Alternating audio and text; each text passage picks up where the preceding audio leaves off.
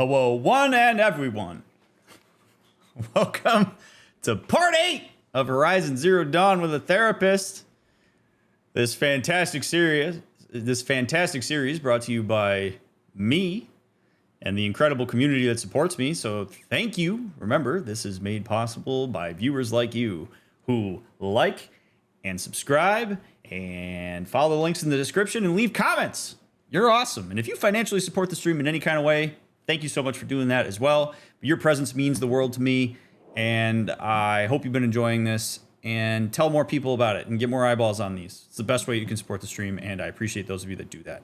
Thank you, thank you, thank you. All right, let's see what's going on here in the bandit camp. Let's get the other side of the story, huh? Here at old Lonesome Rock.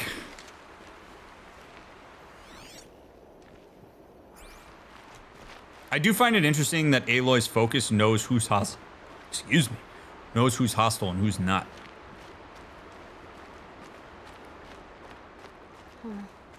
Seems like an ordinary outpost. I'd better look around. And when's the last time an ordinary outpost? I'm so bored. I'm bored with being bored. I'm bored with you talking about being bored. I'm bored with you complaining about me being bored. I wasn't complaining about you being bored. I was complaining about your complaining. Well, now I'm complaining about your complaining. If you two don't shut up, I'm gonna complain to Zaid, and then things will get ugly.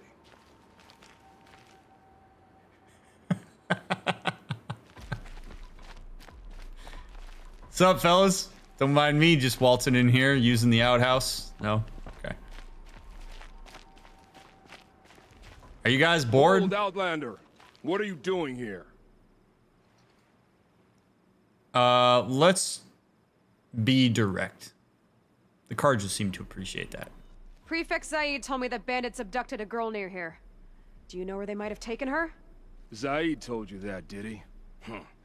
No bandits around here, girl. But I think I can help you find your friend. The boss sent us a fresh one, boys. Wrap her up and tie her down.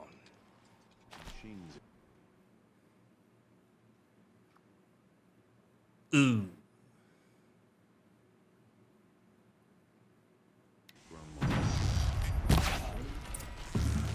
I'm bored with headshotting you so easily. I'm bored with you. Okay. Alright, let's see what Zaid's hiding out here. Oh boy. Alright. Wait till Belen gets a word of this.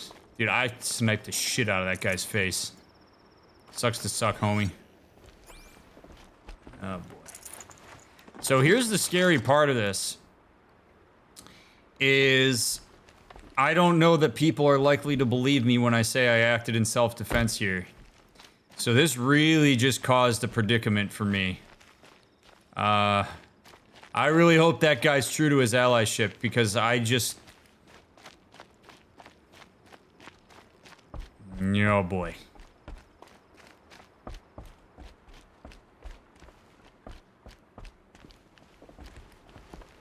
I hate the confidence with which that guy spoke about tying me up and holding me down. And that's not that dude's first rodeo.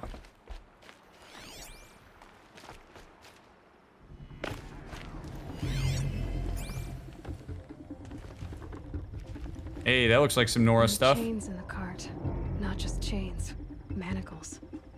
They were moving prisoners somewhere.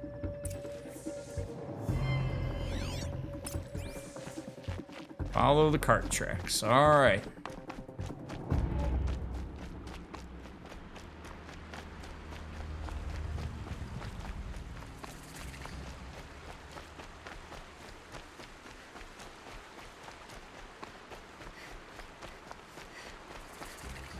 So here's the tricky part for me about this. We don't know for sure that Zaid tried to get us killed here.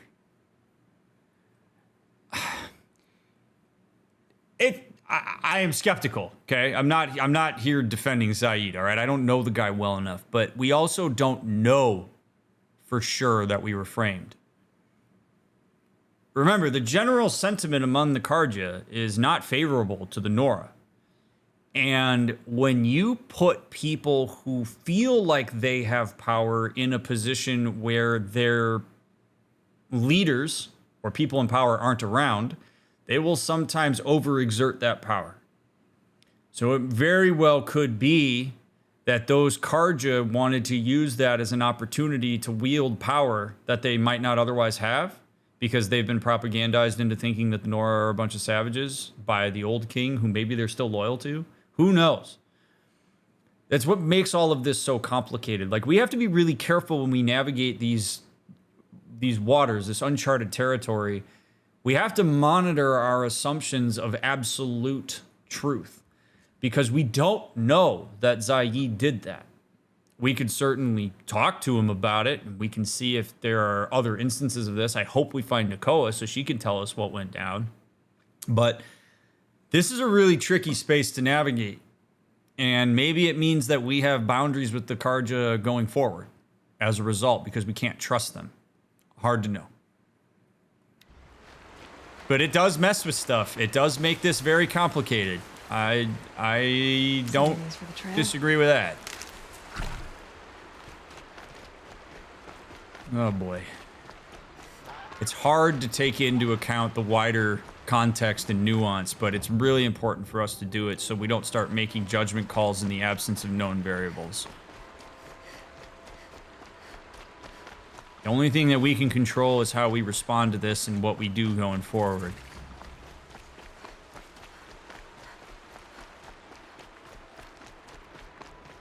The tracks lead to that compound. Maybe Nakoa's inside.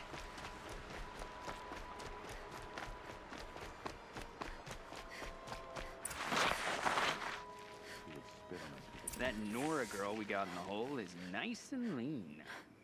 Don't get ideas. Zaid says hands off or it'll hurt her price at auction. Sounds like Nakoa's here. And I'm gonna have to cut through these guards to get to her. Well, I take back what I said. The reason that that's important, by the way, is because these guys weren't biased into a certain response by seeing that a Nora is present. That's what those guys are saying, thinking that they're in the free and clear here. So it makes it a lot more believable. Not great. This is not...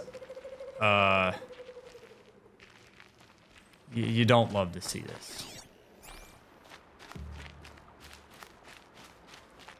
Love that these guys lock the door while there's a gigantic hole in the wall.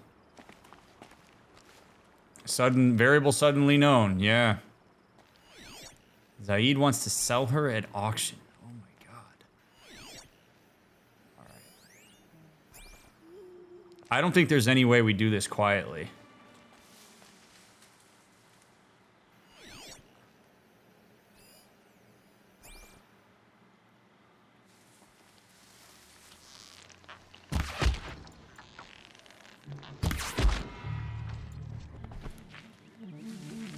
From the old 1-2.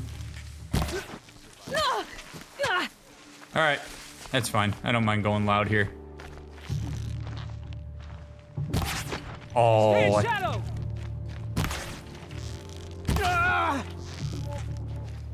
Go!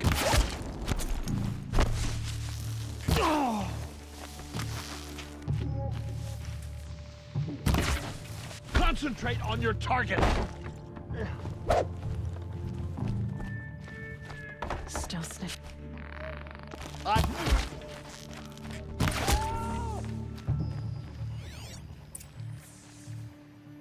all right. Someone there?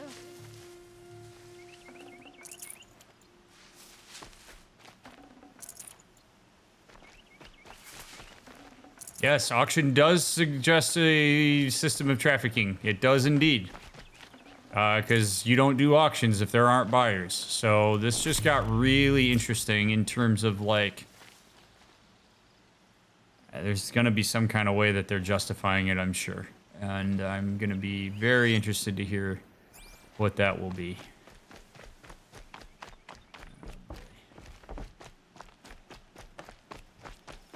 Oh, boy.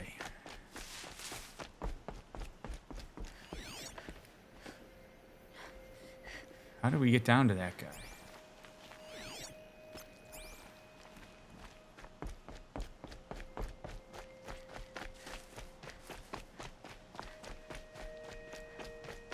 Oh, there we go. This is how we get down to that guy. Prisoners. Chained up to be sold as slaves. Oh, it's Nakoa, a dude? Talk to Nakoa. No. She'll know okay. what to do. Please, help us get out of here. Nakoa? Jan sent me. Look, we can talk more once we get everyone out of this pit. Jan sent you? I don't believe it.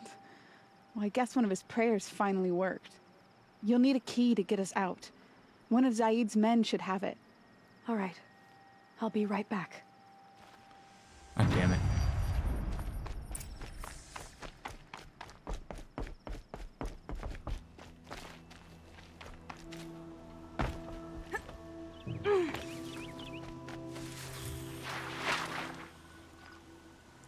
Now, I'm going to say this preemptively, because I'm sure we're going to get more information down the line here, but I actually had this thought today randomly while I was doing something else.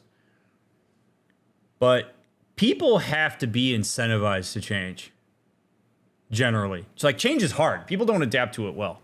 Like the idea that everybody just automatically is going to see Nora as people rather than as a commodity just because we have a change of leadership is ridiculous. That's just not how people work.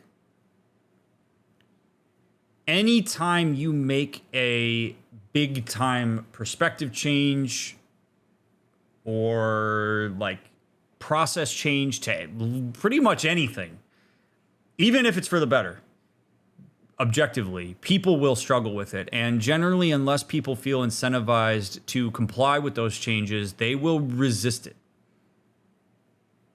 Because people would so much rather deal with what they know versus the unknown of what's coming toward them. So the fact that this attitude toward the Nora exists makes complete sense to me.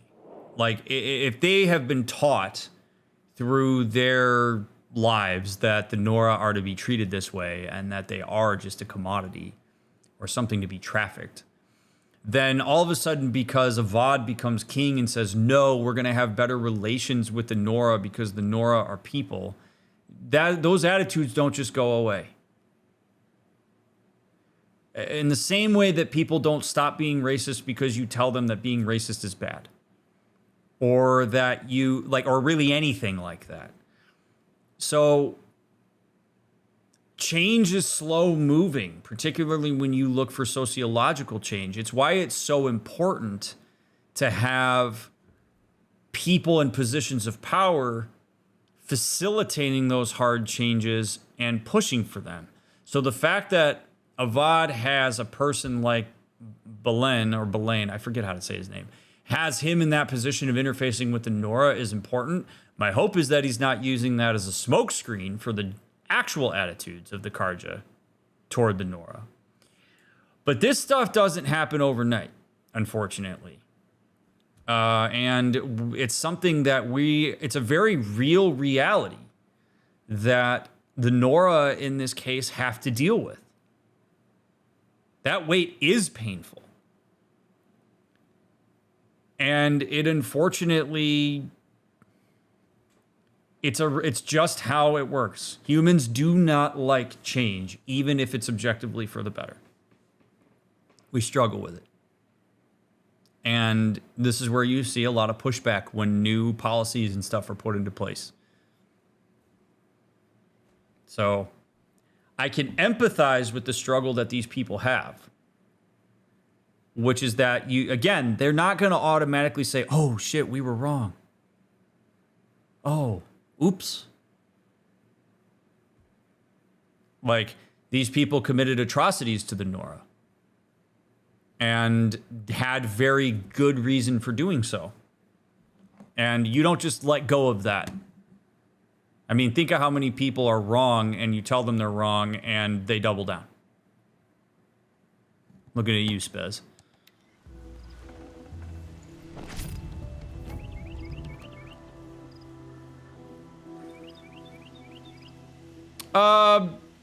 Cam C, is there ever a time or place where the concept of I'm very interested to hear them explain this doesn't apply anymore?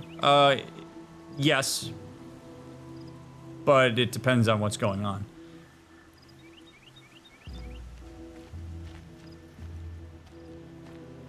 But what's happening here with the Karja and the Nora interfacing here is absolutely a reflection of reality. This is why video games like this are a beautiful thing.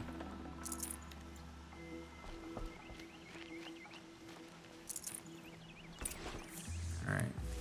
That guy had the keys.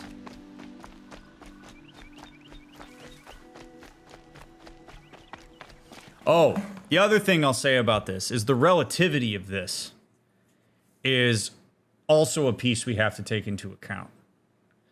And I'm going to use a real life example of this because I think it fits for what we're seeing with the Karja and the Nora loosely.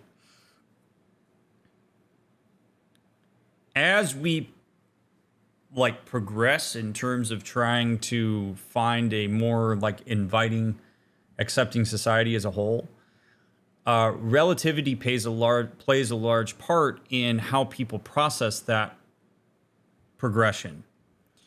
So if you were to ask somebody in the 1950s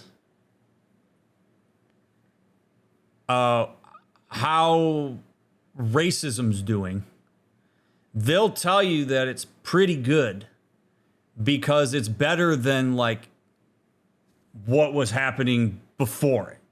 So relative to slavery, for example, segregation is better, but it's still not good.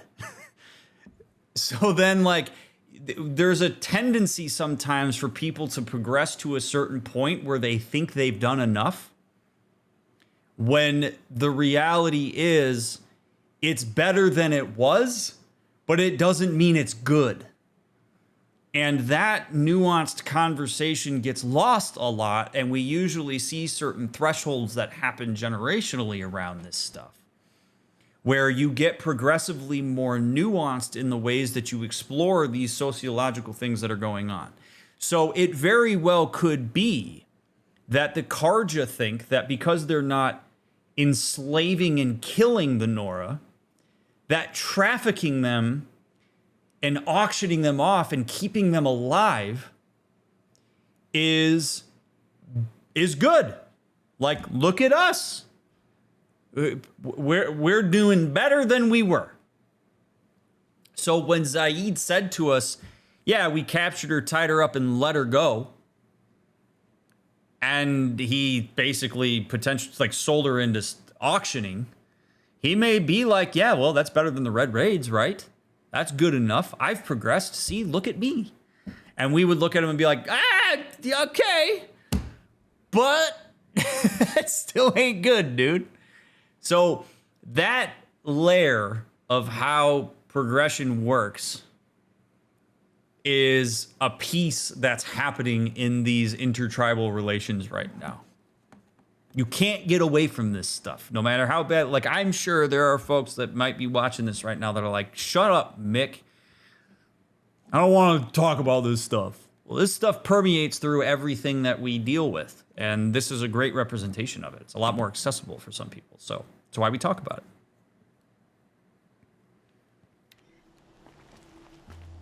And there are people that would absolutely tell you back in the early 1900s that the segregation that was around was great. Look at this. We let black folks drink out of water fountains now. Different ones than ours. But look at that. Isn't that neat? We let them go to school now.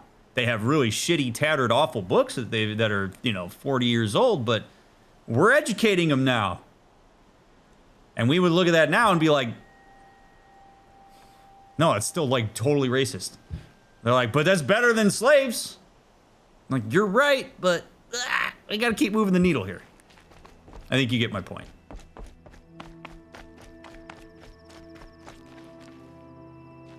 You're back. I've got the key. I'll help the others. Let's go.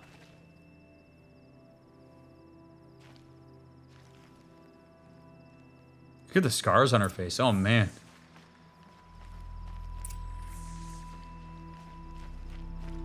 Please.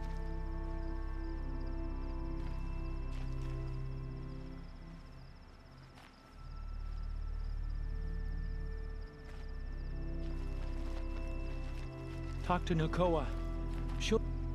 Yeah, there we go. Get him untied. I'm not leaving this place until these people are untied.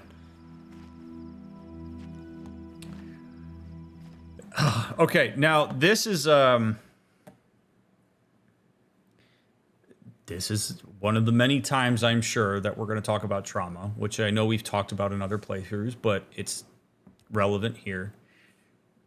There is a very good chance that the three people that are standing in front of us right now have registered this as a trauma.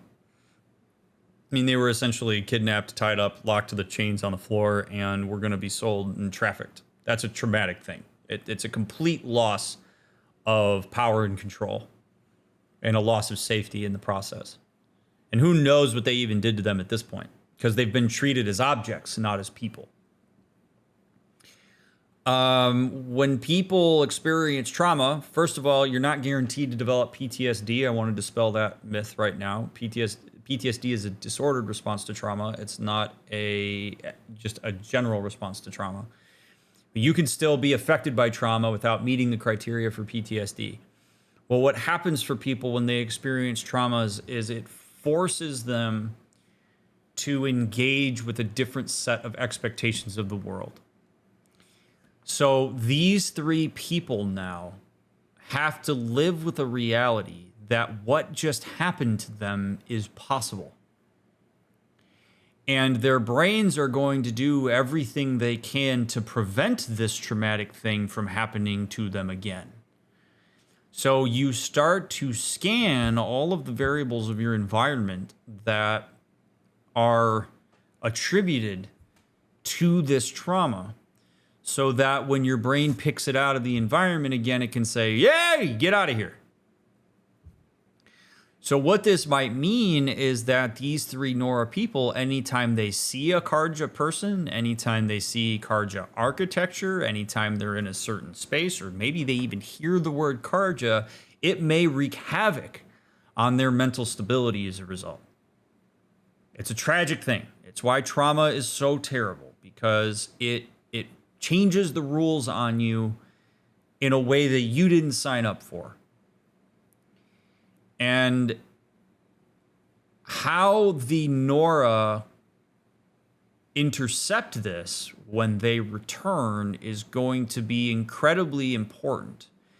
Because if the Nora outcast them, or chastise them, or blame them, you know, oh, you were all so reckless going over there. Haven't we told you that the Karja are bad or whatever? They essentially victim blame them. That can further perpetuate the way that that trauma is going to affect them, because now they've lost the safety of community post-trauma. It's why it is so deeply important when people disclose trauma. You don't have to know what to do from a clinical perspective of things, but you should take that seriously if a person discloses that they have experienced a trauma, and at the very least acknowledge and validate it. And ask how you can be supportive. Because if you go like, oh, well, you know, they got themselves in this bind because they went out and whatever, like that's, these people don't get trafficked and like locked in by the Karja unless the Karja do that to them. The most important thing about understanding the way that like victims of abuse and trauma have experienced something is like, this traumatic thing doesn't happen if the Karja don't do it. It doesn't matter that they're a Nora that walked into a Karja camp. The Karja could say, get out of here, or wonder why they're there. They can make that choice. They're not bound to traffic the Nora. So you have to hold the perpetuators of this accountable for the fact that they chose to do this to them. The reason these people have experienced this is because of the choices of others. And maybe these two are Karja, and they're going to experience, like, I mean, I don't know. Like, this is a very complicated circumstance here. But that's really how trauma works. It's the real complexity of that kind of experience, and I wanted to take this opportunity to illustrate that, because now it doesn't mean that these three people did experience this as a trauma. Like, just because one of them did doesn't mean the other ones do. And maybe all three of them possess a degree of resiliency that this doesn't register as a trauma. I don't know that. I'd have to assess that and get to know them. But this is absolutely a time where you could experience that, for sure. Is it possible that this sort of shared experience between these people would foster a growth of an almost familial-like bond? Trauma bonding is a thing that can happen. But we have to be careful not to necessarily look at that as like a good thing. Like, oh, look how great it is that these three people have such a strong bond now. Like, that's not really how you want to look at it. It's one of those things where it's like, it's deeply unfortunate that these people experienced it at the same time. And really, unless you experienced it with them, you're not likely to be able to fully empathize. So there is a connection that gets pulled from that, where these people know what they went through together in a way that really nobody outside of this could, even if they attempted to understand it. So yes, that can form a type of intimacy, but it's unfortunate that there's a circumstance that creates that. Sometimes people talk about trauma bonding as if it's this like really beautiful thing. And like, it can be, I suppose, if like somebody says it's a good thing for me, like I'm not going to take that away from somebody, but it sucks that you have to have a traumatic experience in order for that to happen. Escape the compound. Oh boy. Does that mean we're going to have more people show up that we got to fight? I knew you were going to be trouble, girl. But you'll make it worth our while in the end. The end is now, Zaid. For you and your men. Well, at least we know we get to take him out, I guess. He's coming for us. Of course, Zaid brought a gun to a bow fight. Because of course he would. Pow! Idiot. Pow! Oh, shit.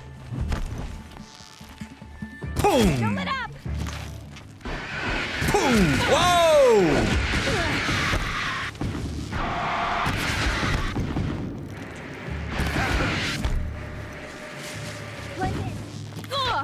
Only a little blood.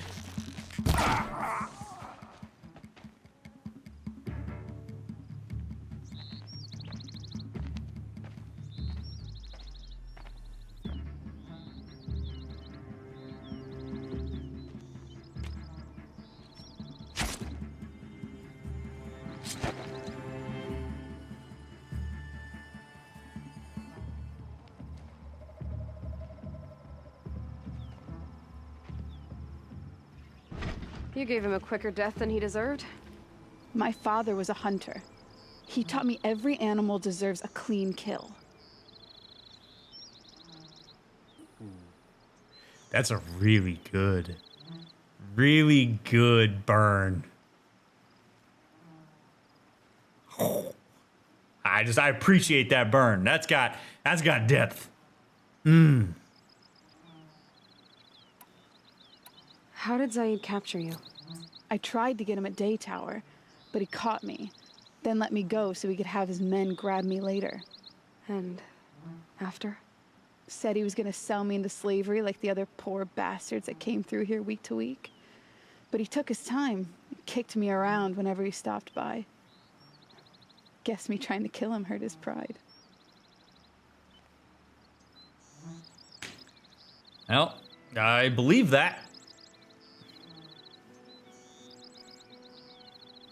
You've been through a lot. I'm fine. Are you sure? Zaid's dead. I was ready to go through anything to make that happen. And I did.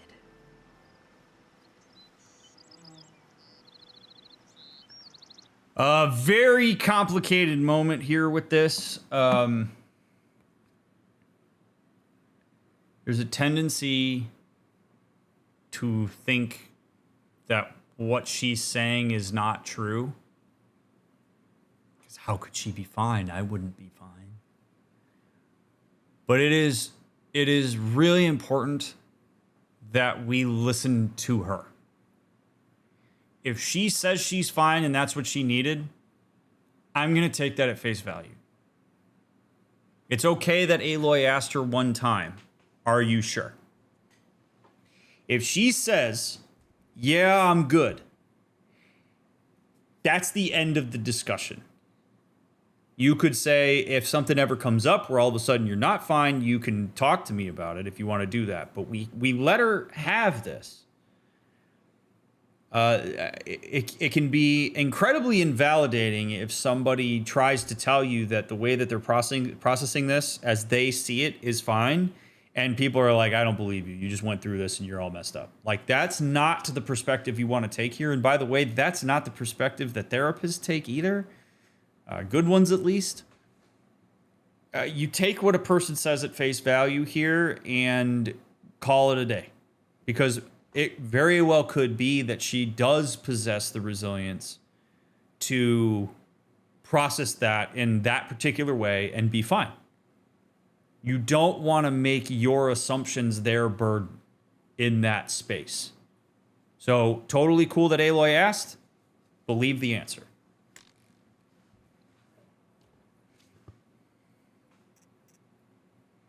Now, it could very well be that because she killed Zaid, that helped. For some people, that kind of thing absolutely makes a difference. When people are like, "Oh, revenge isn't gonna make you feel better," that's not always true. Sometimes it absolutely does. Like, it very well could be that she's like, "Yeah, I got to kill him, so I'm good. That feels good for me." That's I'm not gonna sit here and say that. Oh no, she's gonna regret it later, or she's no, that's what she needed. I mean, I'm not condoning murder in real life, but in this type of environment, it's allowed, I guess. Good enough. She's the one that gets to decide what's going to make her feel better, not you. How did Zaid come to run a ring of slavers? All the scum you just killed, they butchered for Zaid during the Red Raids. Oh. The new Sun King kicked them out of the army, but Zaid managed to lie his way out of trouble, then saw a new way to make a shard, putting his grunts to work here.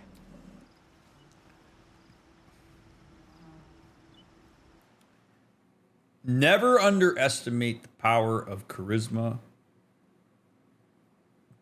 to get people out of shit.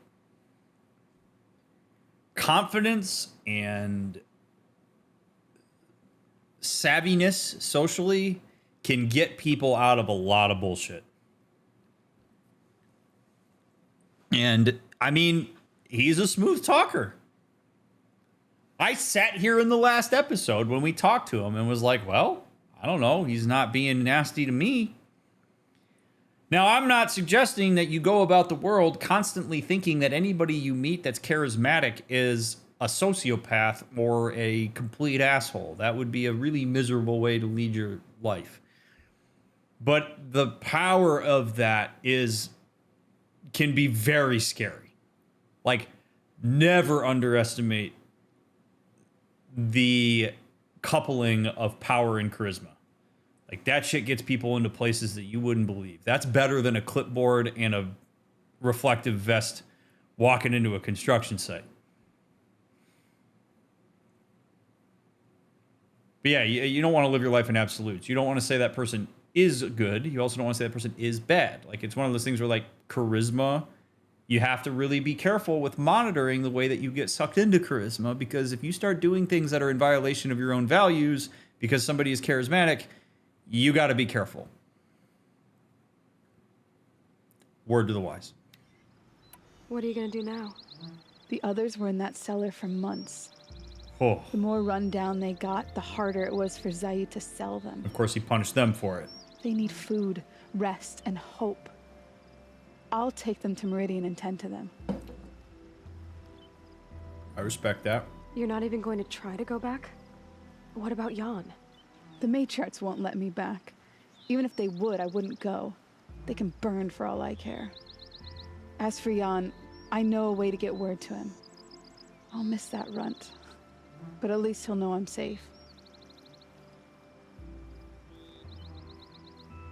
What did I say down in the cellar?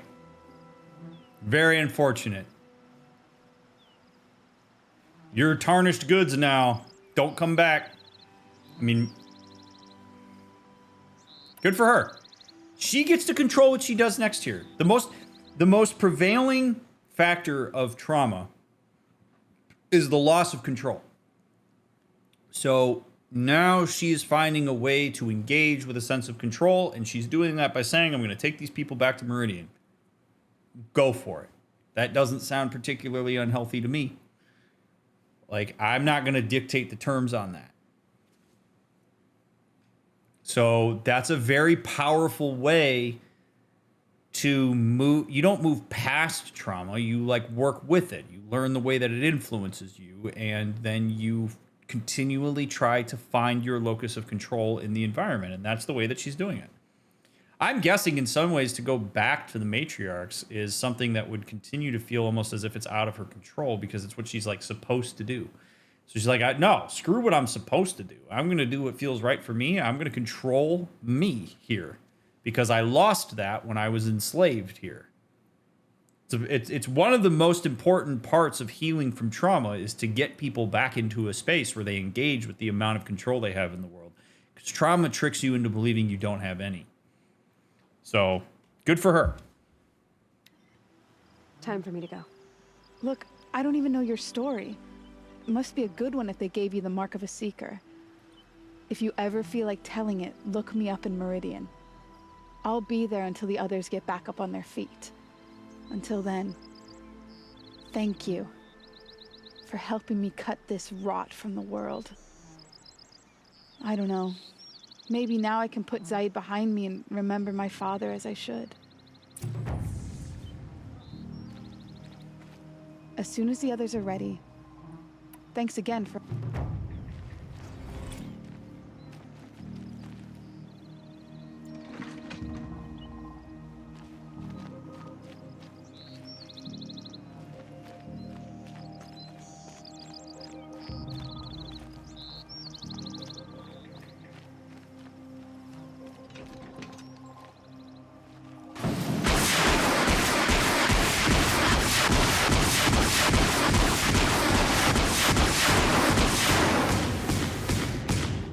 All right, just wanted to make sure. That's me taking control. Hey, I get to process my trauma however I want. Vicarious trauma, watching those people get traumatized. I'm making sure he's done. He's a carcass. Do whatever I want. Don't at me.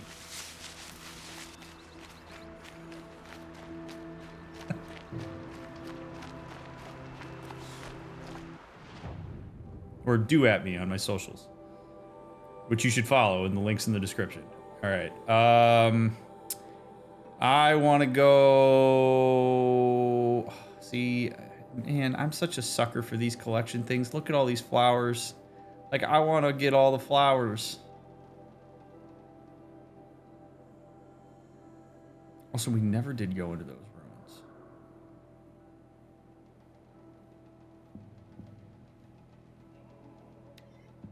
Deal with it.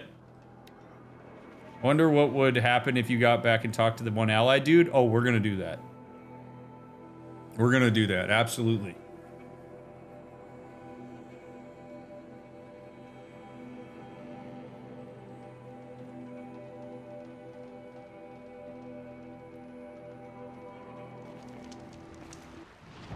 Okay. So I want to go directly south. To the vault that we went into as a kid. Machine's quick.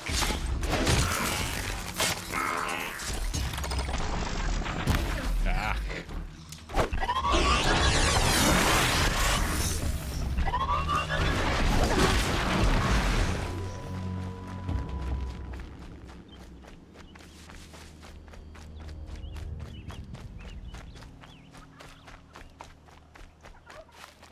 All right. Remember this pit? Been a long time, chat. This old place. I haven't been here in years. Wonder what I can find. Me too, Aloy.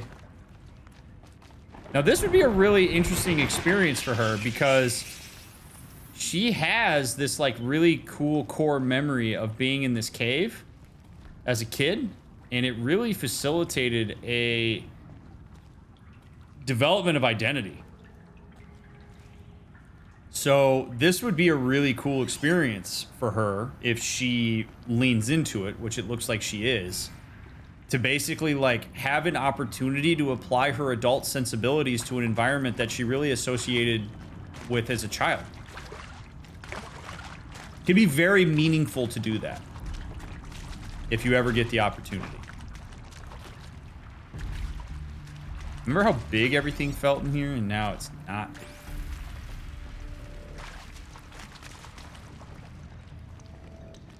See, like, I want that flower.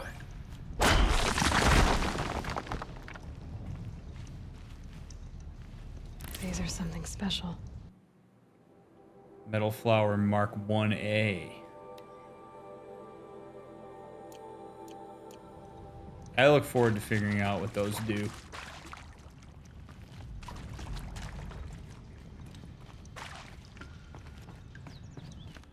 Seemed like a longer fall as a kid. Yeah.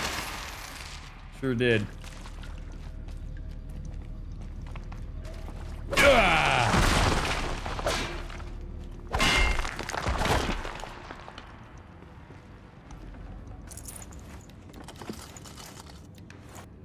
Supply crate.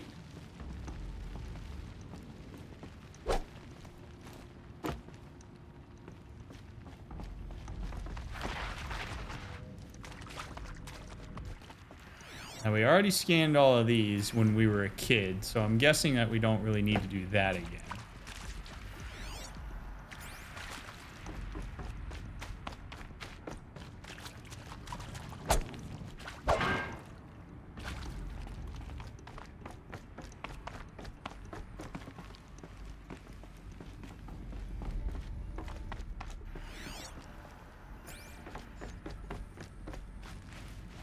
Still amazing to me that this place is powered all these years later. Makes me wonder if it's powered by the cauldron. That area back there. I wonder if I can find a way into it now that I'm older. Yeah, just smash it to pieces, Aloy. Look at all this. Oh, yeah.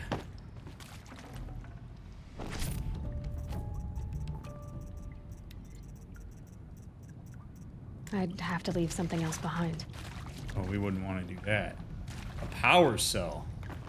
Another one of these power cells. But what do I do with it? Oh, I wonder if that's for that crazy ass armor. Oh, shit! I didn't realize that was a person. All the good things. All the good things I regret to inform... No, I'm not going to read it that way. To all staff from Director Evans. I regret to inform you that our worst fears have been realized. The Wichita salient has collapsed and our position will be overrun in less than 24 hours. As I'm sure you understand, exfiltration transport is not available. If you wish to abandon the facility and try your luck on foot, you may do so. Lock 2 will unseal at 2100 hours and remain unsealed for 15 minutes. Godspeed. For those of us who'd rather not die on our feet, there will be a gathering in the community room at 2200 hours, and Nurse Chana will make other means available. I want to underscore how proud I am of each and every person who served at this post. It is important to bear in mind that our sacrifices were not in vain. I hope that makes this a little easier. For months now, I've been signing off messages as Director Evans, but I suppose we can dispense with such formalities now. Respectfully, Ellen.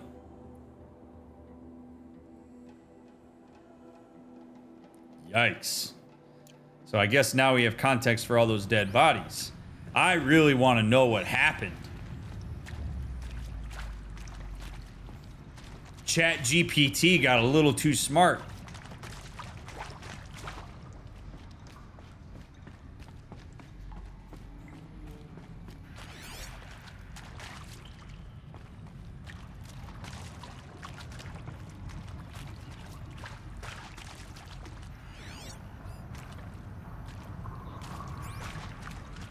Wouldn't it be crazy if there was like another new like dead body down here?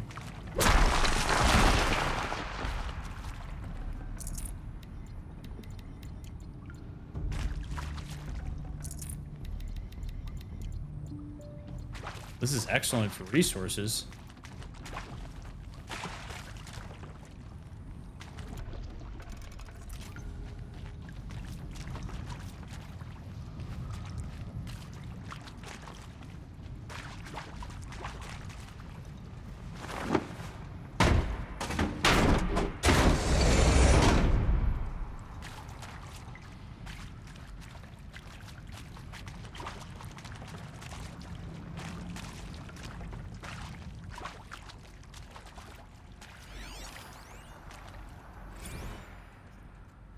I saw them lining up in the community room. Like cattle in a slaughterhouse, but smiling at each other. Shauna handing out meds like being alive is some kind of I think we listened to this guy. Well, not me. I don't want to go quiet. I don't want to trail off. Yeah, I remember hearing what that guy had to say. At the end of my life sentence, none at ellipses. Hell. The whole ellipses comment. Mark. So if that upsets whoever finds this, too bad. I don't know anyone, anything, anymore. Oh, yep. I remember that too.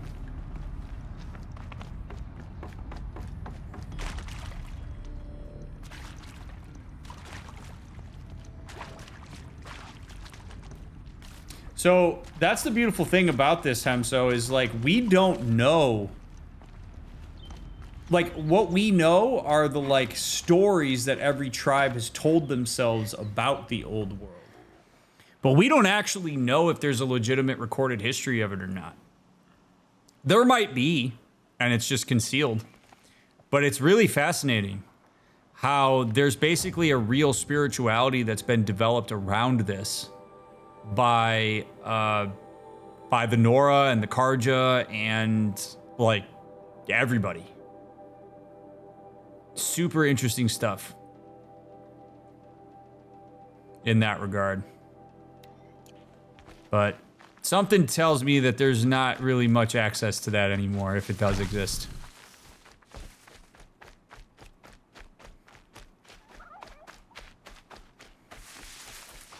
I'll find a use for you.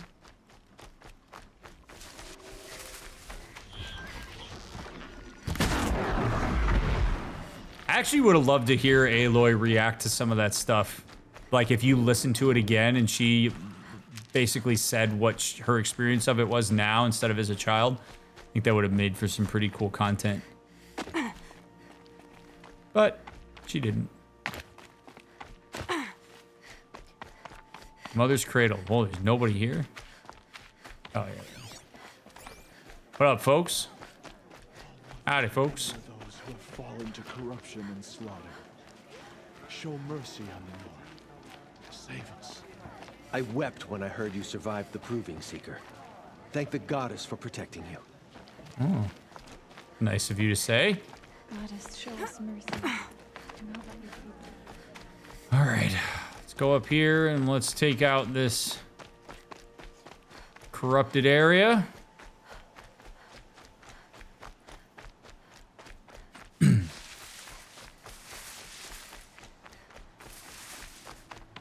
Oh!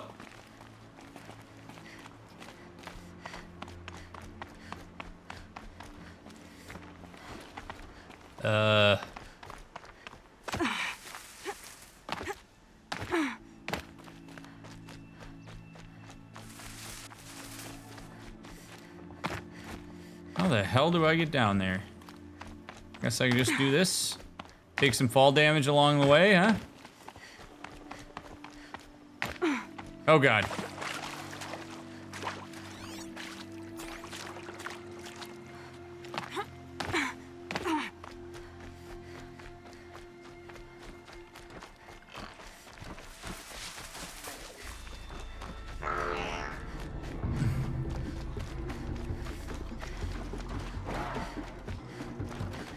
No, can't open that door.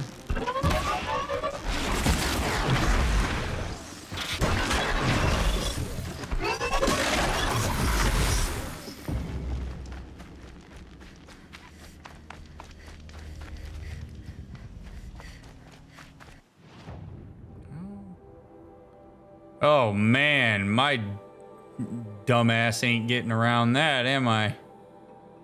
Oy vey, I don't want to waste... Oh, God damn it. I don't want to waste a travel pack, though. Can I dive into the water from here? Let's find out. Too shallow.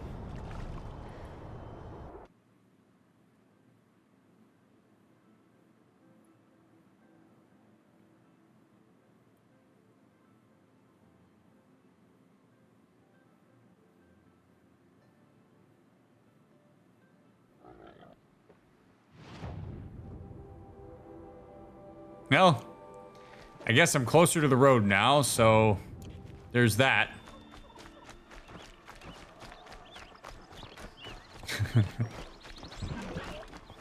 How many different ways can DrMick kill Aloy?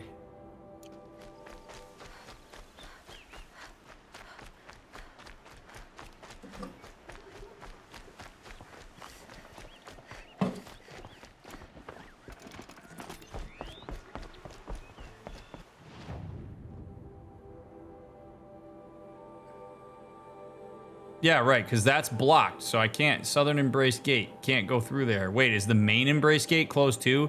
If that gate's closed too, then we got a real problem.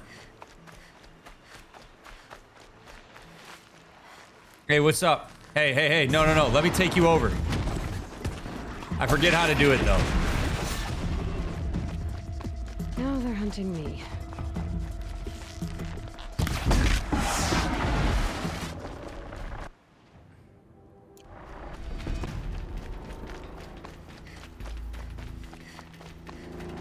Alright, good. It's open. This is where Varl was chilling, right?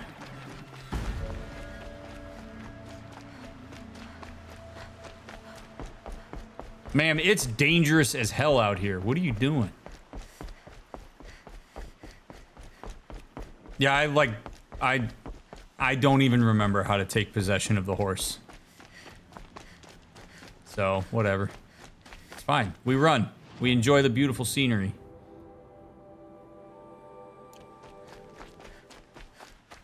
We determine if it's worthwhile for me to take a shortcut or just follow the road.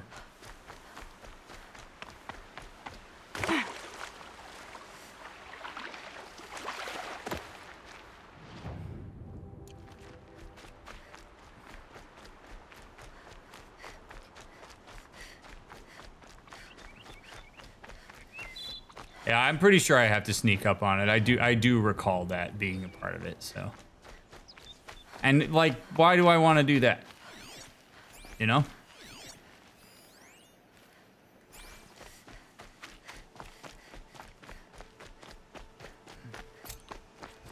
Alright. Corrupted. Ooh, I bet there's some neat-ass lore here.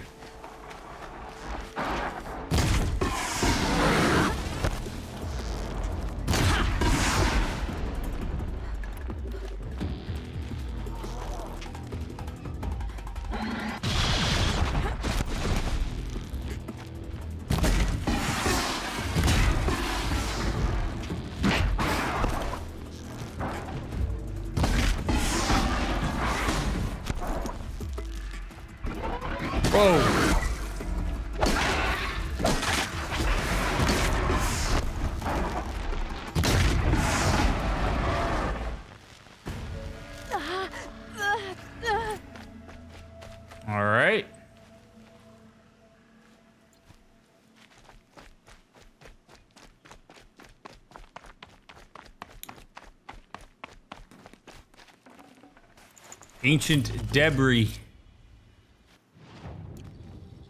Alright, give me some cool ass lore, please. Somewhere.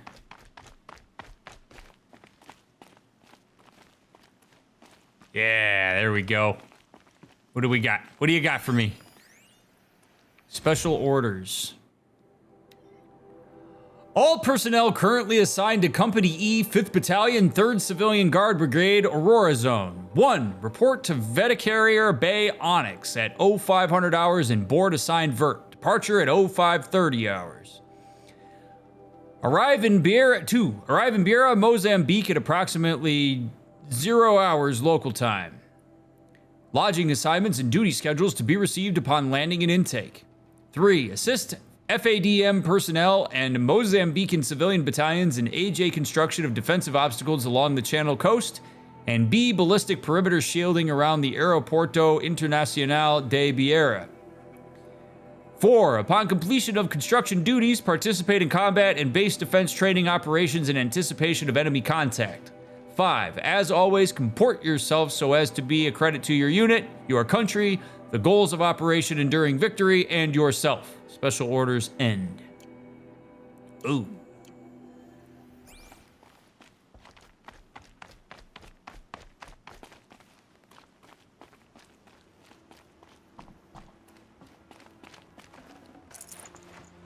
Ancient chimes. I love that keys are called ancient chimes. Makes me so happy. All right. There's got to be something else around here, right? That can't be the only thing. Operation, what was that? Operation Enduring Freedom? Sounds American to me. It's Mozambique. So much for being careful.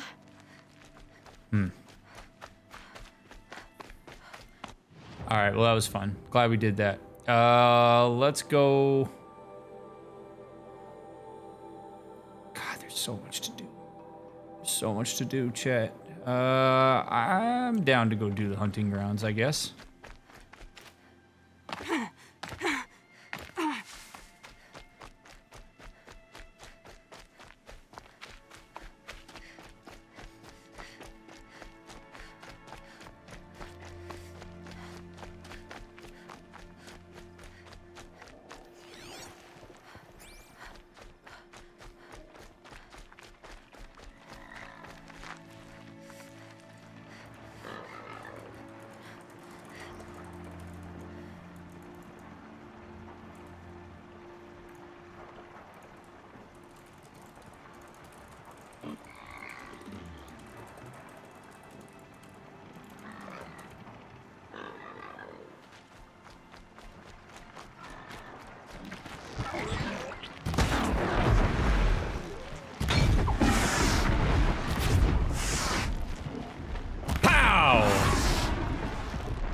Kablooey!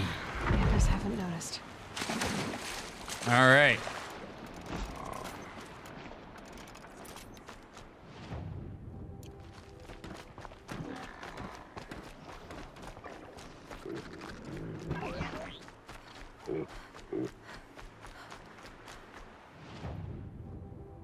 Yeah, all right, we'll hit the Hunter's Lodge, get the flower. I want to get as many flowers as I can before we get to Meridian, because I really want to see what all the hoopla is all about on those.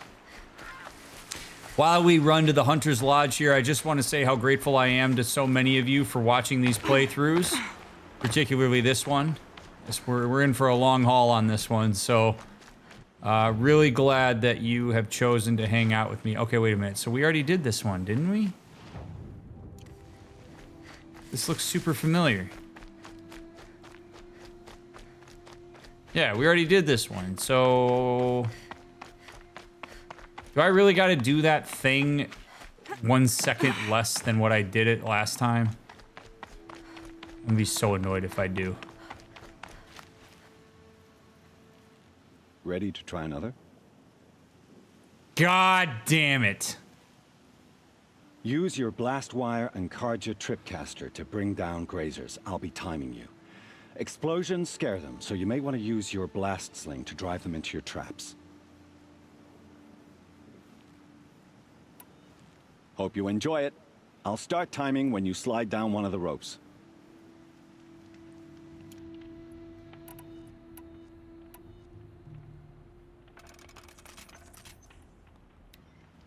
Okay.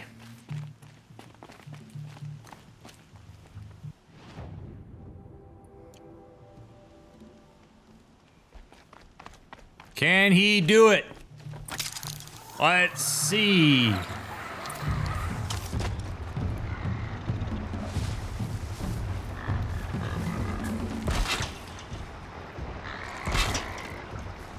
We're gonna set up a perimeter.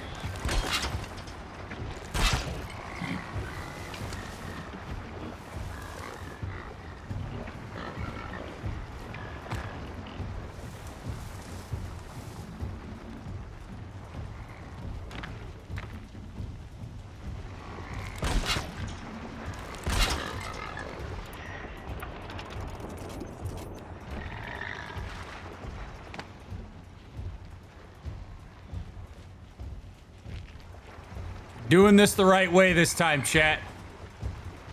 I ain't messing around anymore with this bullshit. Stupid ass deer.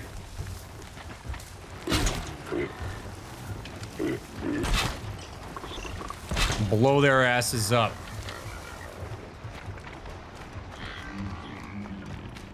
All right. Yeah, you scared? I'm sorry. Yeah, run away. Idiots.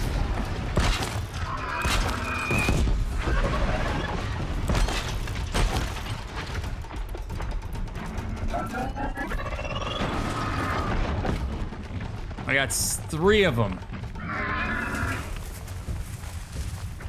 Go into my other ones.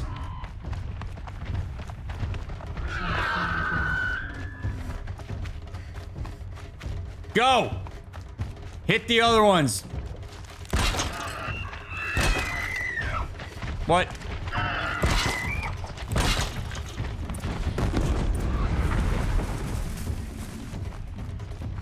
Hit him! How do you dodge that? Are you kidding me? There we go. Thank you. Holy shit, man. Wow. I was gonna lose my mind if we didn't get that. Holy crap. I finished this in exactly 3 minutes last time we did it, and it didn't count. Apparently, you have to beat 3 minutes. Man. Oh, that was gonna be the worst.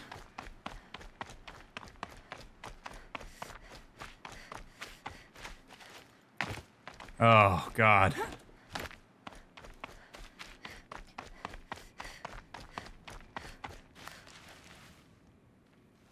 Give me the thing. These blazing sun marks are rare. Well done, and well earned. Thank you. I have to go. I'll be here if you decide to come back. Yeah. Done. Let's go.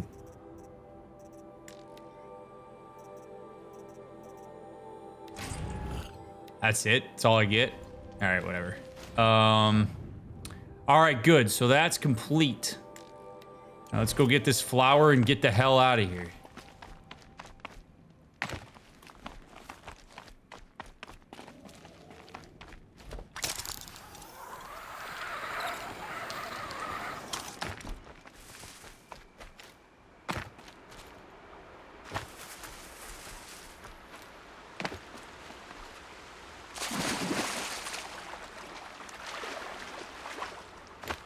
There really is something about this game that makes me more of a completionist on it. Like, normally I'm not Mr. Completionist on these with a therapist runs, but...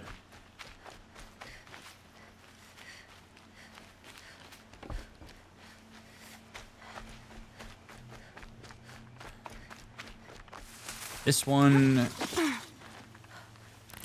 Alright, Mark 1C. Cool. Got it. Done and done.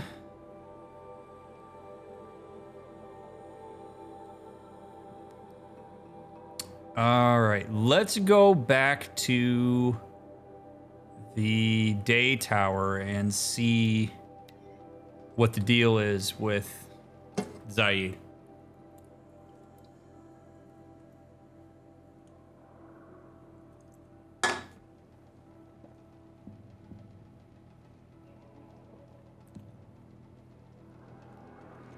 I guess there's something really enjoyable about the environment. It makes the collectibles worth it.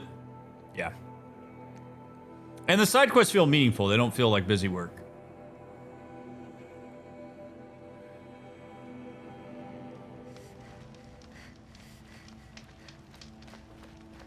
All right, we're entering the day tower at night.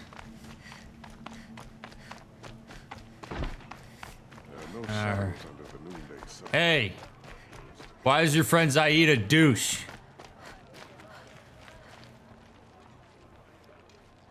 you're back. I've gotten some reports, so I have a notion of what you're gonna say. That your man Zaid was running a slaving operation right under your nose? He was never my man. But I won't make excuses. I should have dug harder for proof of his guilt. There'll be a full investigation. If you see this young woman again, assure her she'll face no reprisal. And please, offer her my personal apology. Do you really think that will help her? No, I don't suppose it will. But for every shadow, there's sunlight. I hope she'll see that one day. Lakir came back on his own, a little worse for wear. He seemed a bit embarrassed when I mentioned you. Dare I ask? He has a lovely singing voice. That's a capital lie if I've ever heard one. I'll have a talk with him about it.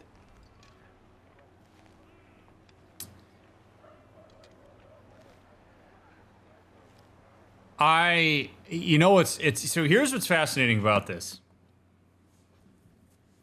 I don't know if those of you that are watching this are experiencing this in the way that I am. This is less about Aloy and more about me. Although I would wonder if Aloy is experiencing this too. Is Zaid being the lying, charismatic douche that he was, he poisons the well. Because now this guy is just a smidge less palatable. Just a smidge. The human brain just has this tendency to get into a generalization here. And so, yes, is Zaid a individual person who is a member of the Karja and may not be in any way related to Belen? Yeah. But now, all of a sudden, when you have the experience of a smooth-talking, relatively empathic Karja person, and then you see it again, you may approach with some degree of skepticism. I'm not saying that I've fully changed my attitude toward this guy. I think this guy's a good dude. Like, I do. I appreciate that he is being real about this, that he's acknowledging that an apology and his thoughts and prayers don't mean shit as it relates to her having to navigate the trauma she experienced from Zaid. Like, I'm into all of that. But it just slightly pushes on it. And that's how it happens super fast. So in the same way that I was talking about how like diverse representation is really important so you don't get a myopic view of a certain group of people, that goes in both directions. We don't want our experience of this guy to think that all of a sudden all Karja are good. And we don't want our experience of Zaid to have us go in the direction of all Karja are bad. There is real nuance within the individuality within the Karja tribe in the same way that there are the Nora. But if you're a Karja in a position of power, you ought to be pissed about Zaid doing that. Because he makes you look bad by association, particularly if you're not involved in that. You're like, dude, you're the reason that people think we're assholes.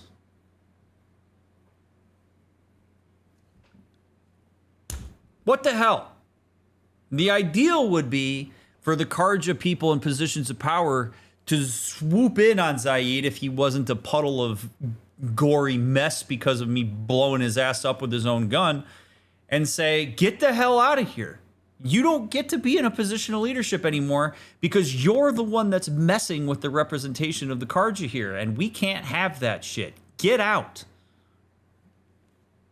Rather than, I mean, this guy's not trying to protect Zaid, but that would be really bad if we had people being like, you know, well, he doesn't represent all of us. And it's like, no, this guy really messed with this. And we understand if you're hesitant to interact with us because that dude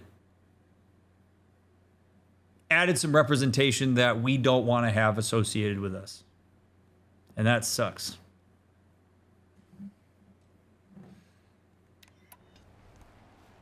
You have an officer here by the name of Zaid.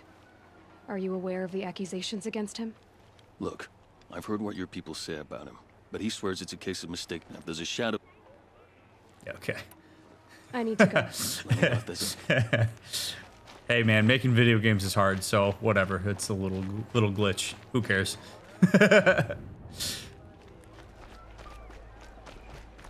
But I do appreciate his apology for it. It does help. All right. And Aloy gets to be mad about that.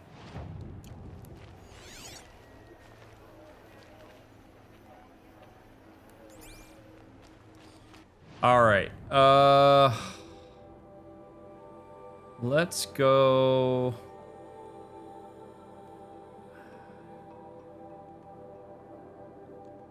Can I buy more fast travel packs? I can.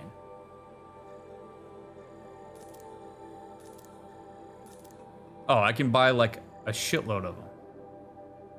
Cool. Oh, all right. They're less valuable of a resource than I thought. That's good. You are here. It's another hunting lodge. Man, I don't know if the hunting lodge stuff, I guess I'll wait till I get to Meridian to figure out if all of those are worth doing on stream.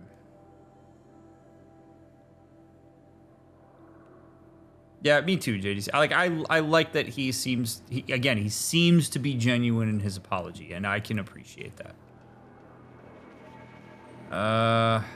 Yeah, I mean, I guess let's go to Meridian. I'm sure there's going to be a lot of shit that we're able to do once we get there. I gotta believe if it's as big of a city as it is, there's going to be a lot of good shit there, so let's make our way over.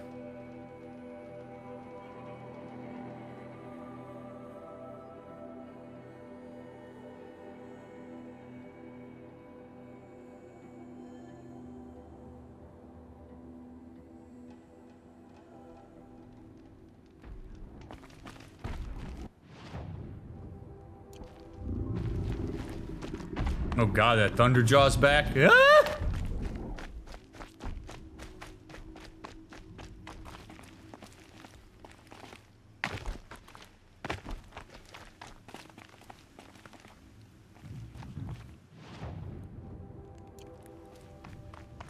All right. It just never ceases to annoy me how often I play these games and it's dark. I wish I could change the day-night cycle on the fly. If there is a way for me to do that, chat, I would love to know, because I prefer to play games like this during the day. Like, Red Dead was the same way. Cyberpunk's the only game that I didn't mind playing at night, but, like, I just... No way to change it. Figures. Whatever. Do we need an ocarina? Yeah.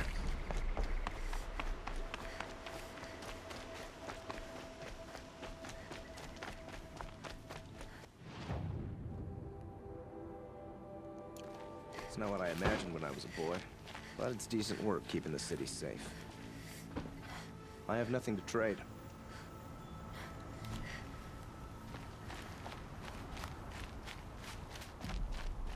Now here's hoping that Zaid's dudes were like a Splinter Cell. And not the norm. The sun shines on those who mind their own, so they say. I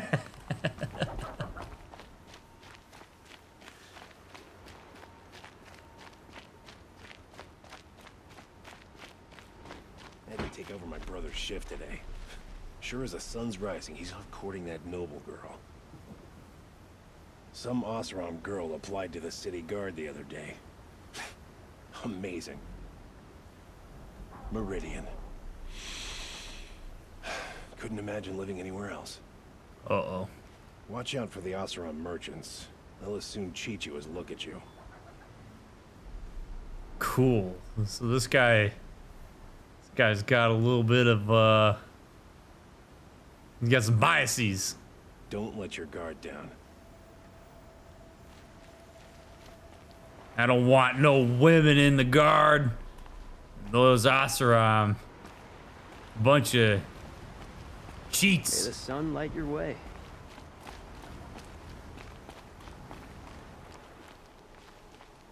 But that's the man, it's so powerful when you have the opportunity to chuck the first impression at people. Like, that seed gets planted.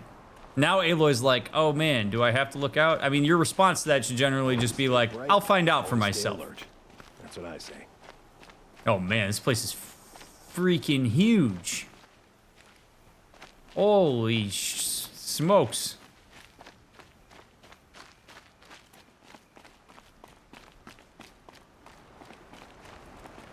Whoa, Aloy, do not need you to be climbing that. Easy.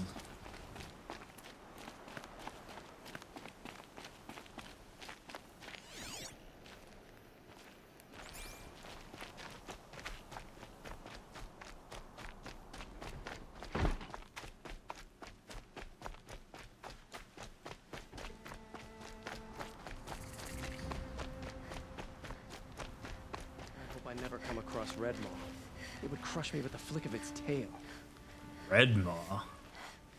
I prefer the one about the Sun Priest falling in love with a merchant's daughter. Well, don't you seem fresh-faced and ready for anything. I have nothing for you, I'm afraid.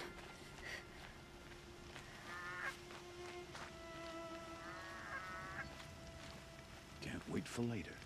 Gonna grab a drink with my friends and see what happens. I don't think I can help you.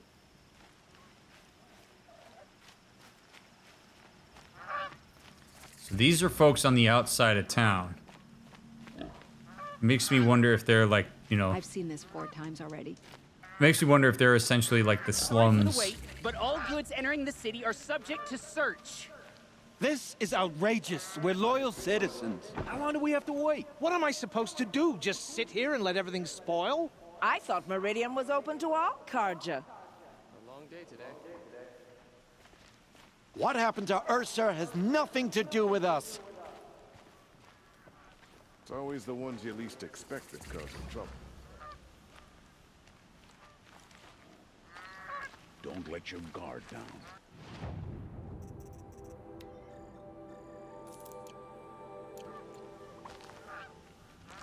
How long do we have to wait here? Oh, you're in for a treat. Quite a... How long do we have to wait here? Oh, that's a load off. Do y'all know I was coming? We cool? Some Oseram girl applied to the city guard the other day. Amazing. What's going on here? Olin's in there. We all somewhere. have our place in the order of things. And so's Erend, that other outlander I talked to the night before the proving. Erend said he'd introduce me to his sister if I visited Meridian. Said she was captain of the Vanguard.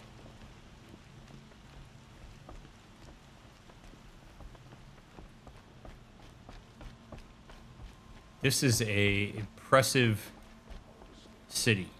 It's always the merchants. Broken a month. City's locked down. I'm sorry for what happened to the Nora, but it's not our business, is it? We've got enough to be worried about. Why do we sit here and do nothing about the Karja and Shadow? The Sun King of Vod should end their rebellion.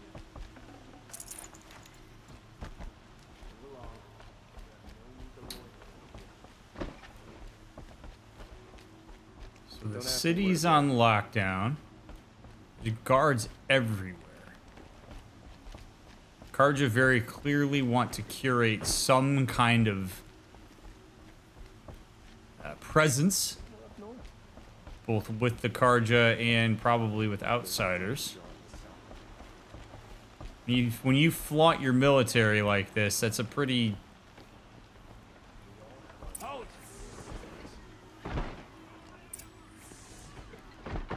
Stop right there.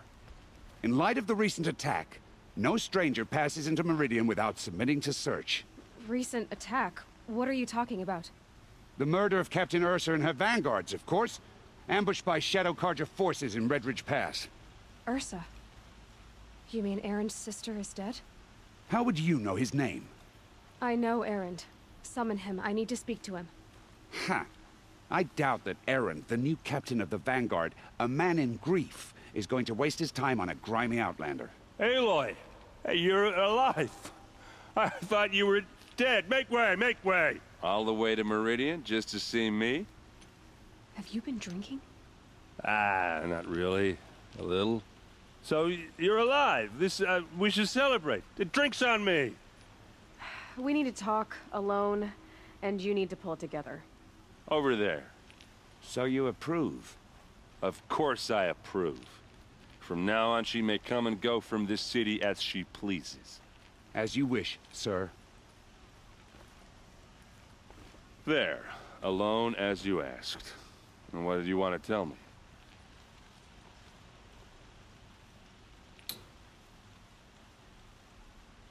Okay.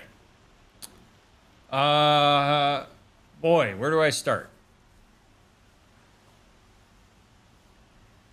When people are in grief, there are many strategies that people will employ in order to navigate that grief. And if you're curious about grief and want to learn more about it, I really encourage you to watch my Q&A that I did about it that you can find on this YouTube channel.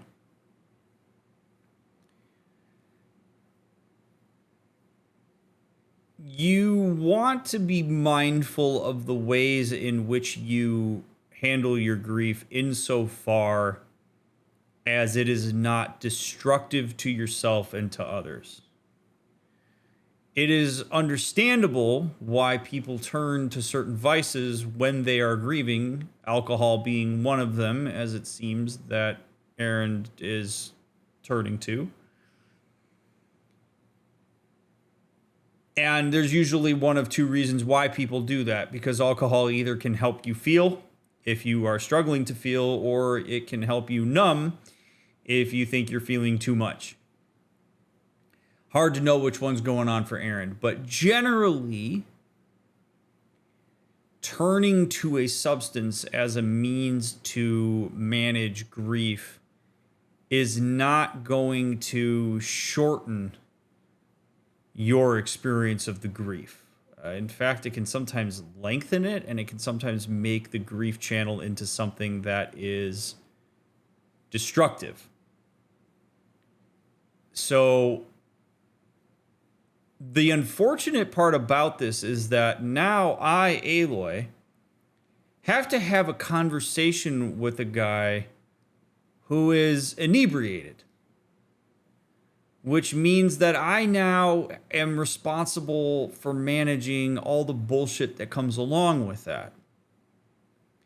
And Aloy would be well within her right, I think, to say, hey, Erend, I don't want to talk to you until you're sober. You could set that boundary.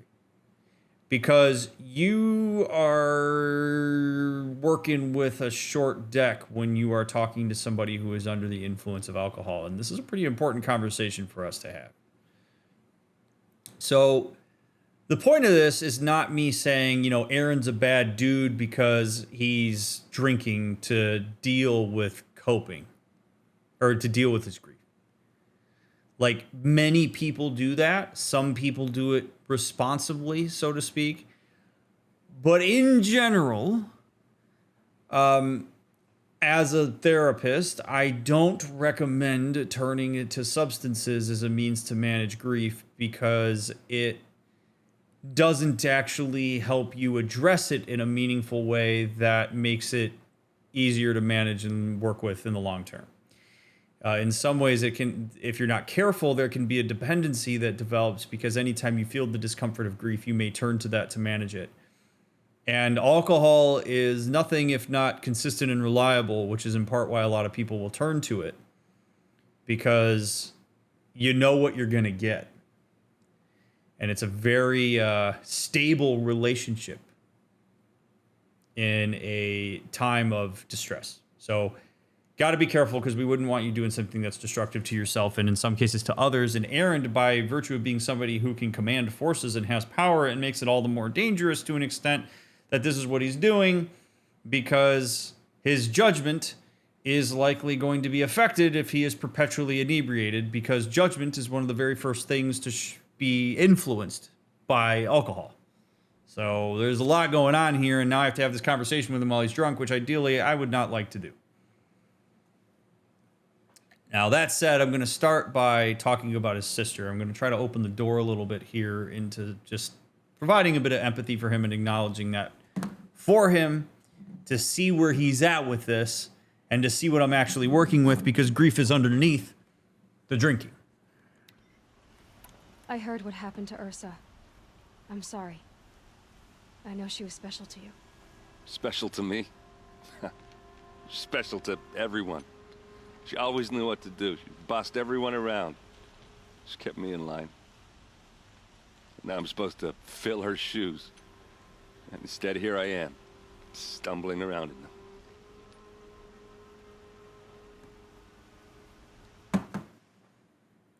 Oh.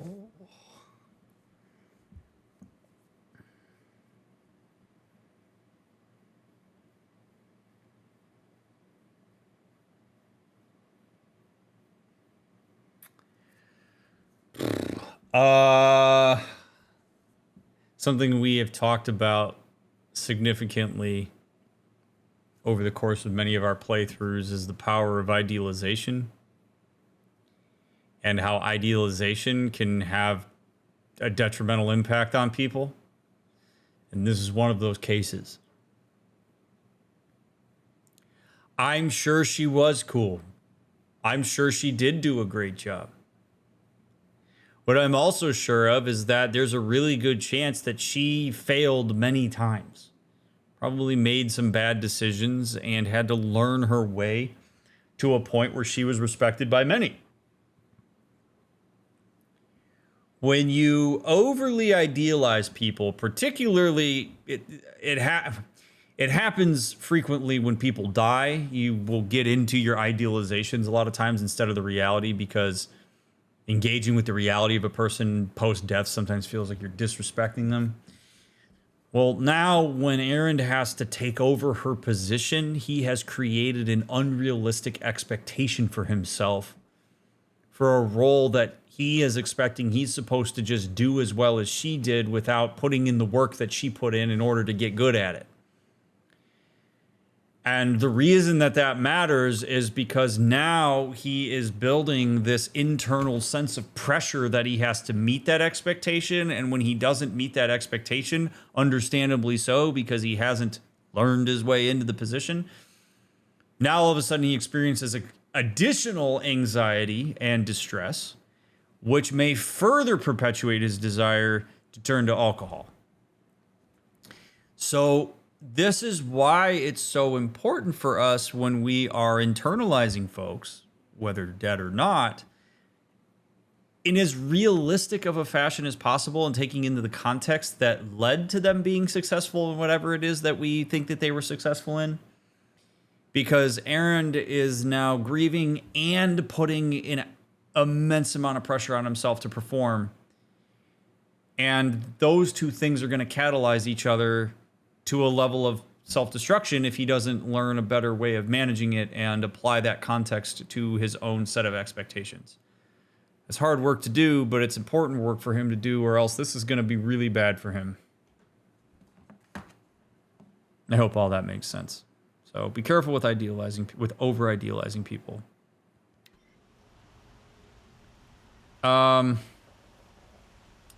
Stop feeling sorry for yourself. I lost someone too. It'll get easier. Stop feeling sorry for yourself, obviously, is not the way here. A person who says this is somebody who essentially is struggling to tolerate the grief that another person is sharing with them and judging the shit out of them and essentially punishing them for the vulnerability on that. So you don't want to take this option. I lost somebody too. Now, you may be thinking to yourself, well, that seems nice. That seems empathic. Look at that. You guys could connect on the fact that you lost somebody. This is not an ideal response. where a lot of people think that sharing a similar story in a moment like this is going to provide empathy, that can happen if you have good rapport with people, but often what that feels like is either one-upping or asking that person to now empathize with you and sit with you when they may not have the capacity to do it. It's not as connective as people tend to think that it is. Sometimes people find great comfort in normalization, even in micro contexts like this. And if we had more rapport with him and knew more about him, that may be the case. But as a go-to, we don't want to use our own personal experience outwardly as a form of empathy with him.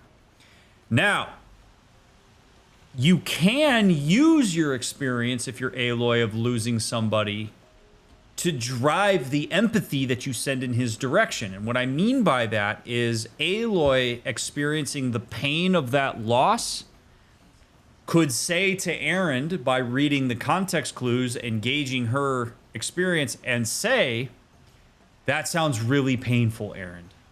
I can imagine that you're struggling. That continues to make it about him, but does draw to an extent from her experience of having also lost somebody. That's what a rich empathic response would look like. Not saying, I also lost somebody. Again, got to take context into account, but you don't want that to be your default. It'll get easier.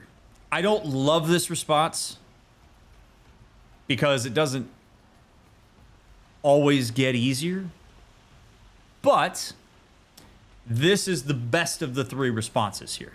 The response I would like to give is, that sounds really painful, Erend. How are you doing? But it'll get easier is, I think, an acknowledgement of a reality that as time passes, sometimes grief becomes easier to manage. So give yourself some time. You'll find your footing. Not at the rate I've been drinking. And what would your sister have said about that? I know, you're right. I should expect more of myself. She always did.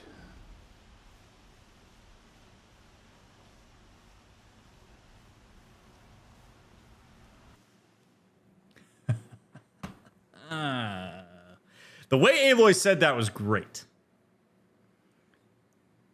Give yourself some time. You'll find your footing. Chef's kiss. That is so much better than saying it'll get easier with time. That's nice. And I think because of that little window of empathy, Erend was able to get into a bit of self-reflection on the fact that he's essentially, again, self-destructing via drinking. Now, Aloy took a big old risk by saying, what would your sister think about that? That was pretty bold. You are not guaranteed to have that land. Good for her for the fact that it did. But when he says, I have such low expectations for myself, I don't think that's actually true necessarily. And, all right, strap in.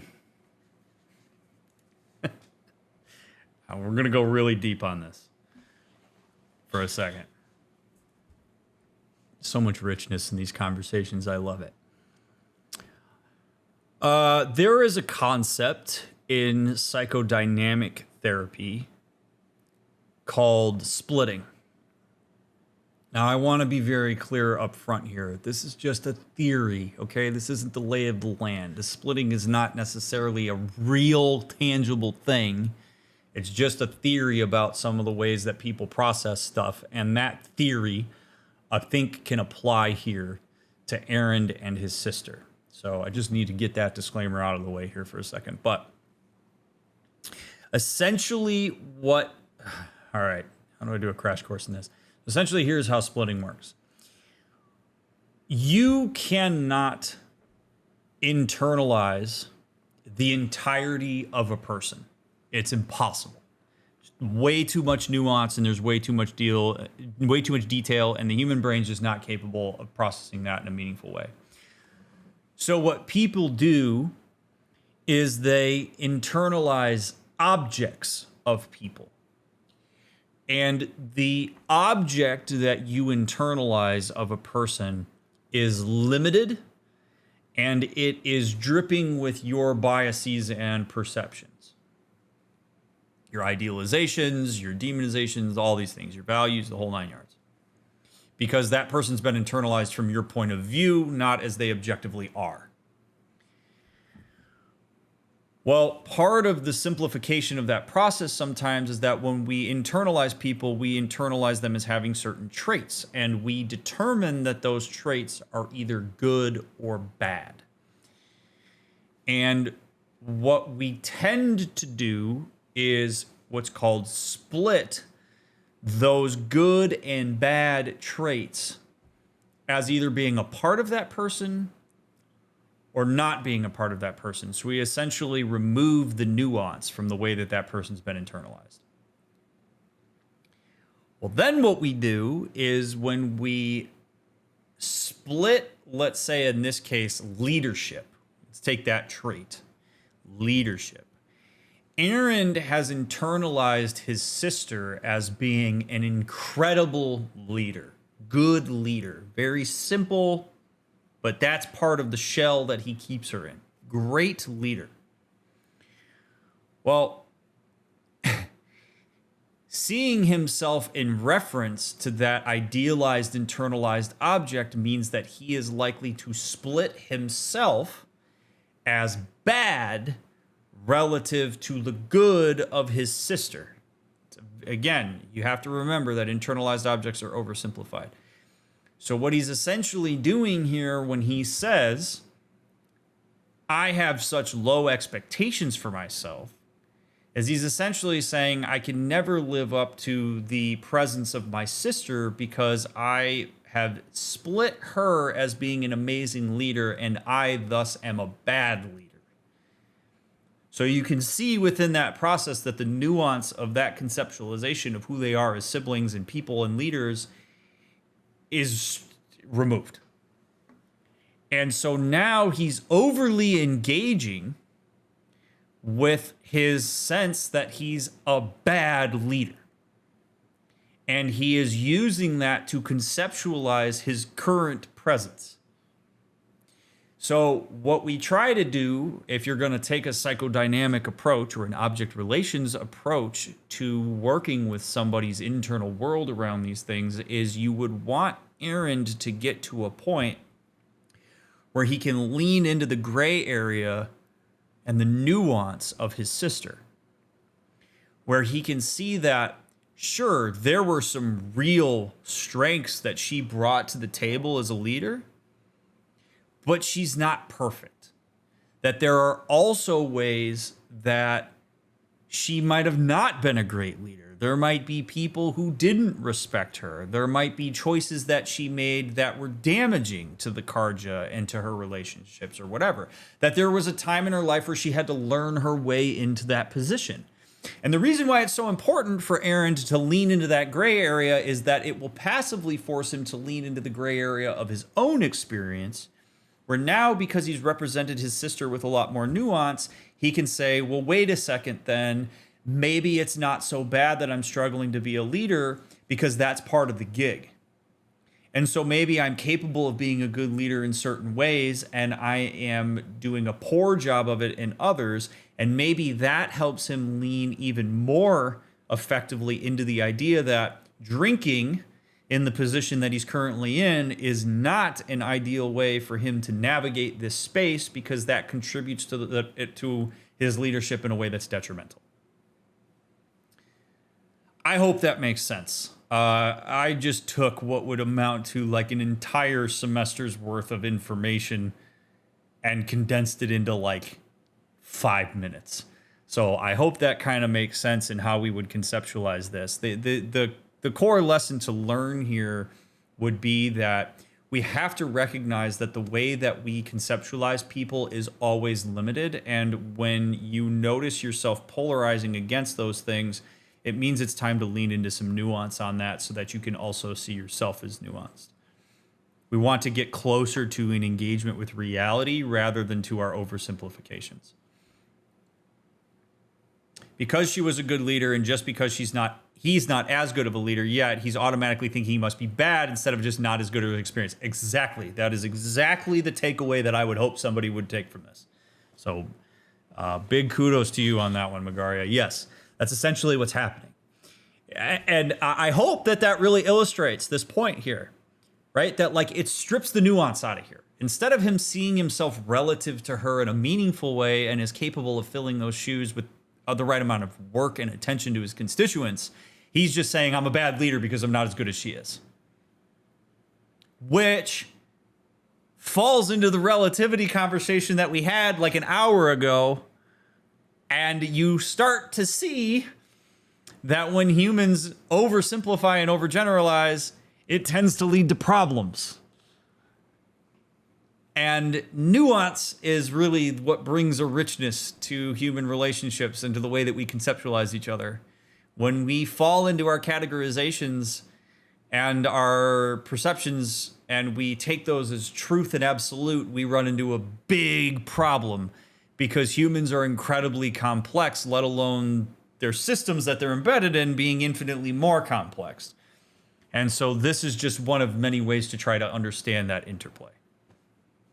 This is the stuff that I just eat up. This is the stuff I loved learning and engaging with in school and all that stuff. But like, even though it's not like the law of the land, I think there's real utility to engaging with our psychology in that way because it makes sense. You can't internalize the entire complexity of who a person is. It's impossible. In the same way that we can't understand the entire complexity and scope of the universe, we can't even do that with another human being, even if it's somebody you're incredibly close to. You are always limited in that conceptualization. So it's not about us getting over that and achieving that nuance. That's not the point of this. The point of it is that you always want to acknowledge your limitations in your understanding of people, and you want to try to engage with as much nuance as you can because it will help you make more informed decisions about how you interact with people and yourself, which is a very important piece of this. It's systemically driven, but it's perpetuated individually. So you have to be mindful of the interplay of these things in your mind so that you can make better decisions and have better conceptualizations of how this stuff works. So, really just an amazing way. Like the way that this is represented with Erend is just it's a beautiful window into this. Absolutely beautiful window into this. So, there you go.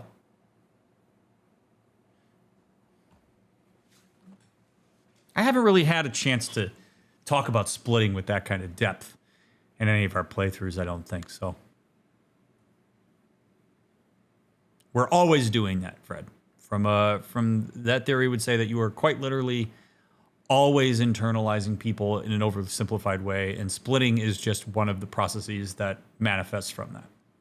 All right, let's keep it going. A lot has happened since we last spoke. The Proving was attacked by a group of killers. Not many of us survived. We were in the village when we heard explosions up on the mountain. Some of your braves came back, said most of the contestants were dead. I've never heard such a wail of grief as the sound that rose up from your people. How did you survive? How I survived is less important than how I was targeted. Targeted? What do you mean? The killers came for me because of Olin. What are you talking about? That doesn't make sense. Of course it doesn't, because you don't have all the information, Erend. I got to give him some credit here. He appears to be quite genuine in the way that he's engaging with Aloy around this, and I really appreciate that. Like, there's a real sensitivity to the humanity of that entire situation. And I admire that he's willing to go there and show that and engage with her in that way. It's funny to me that, like, she says this to him. I mean, one, Aloy can't expect this to make sense to him because he doesn't have the information, but I love that he just immediately goes, no, it can't be. That doesn't make any sense. Like, Why don't we have... This is why I wanted to have a conversation alone, and preferably while you're sober. I need to find Olin. I need to know what he knows. But he's a friend. No, he's a traitor. I don't know who the killers are or what they want, but I do know that Olin is working with them. But, I mean, this...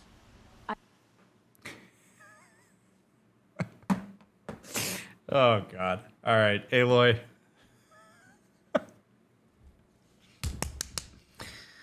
I get it. I'm not actually like mad at her. I understand why she's doing this. I do not expect perfection from any human around how they navigate these things, and the fact that this is going so poorly is helpful because I can talk about it.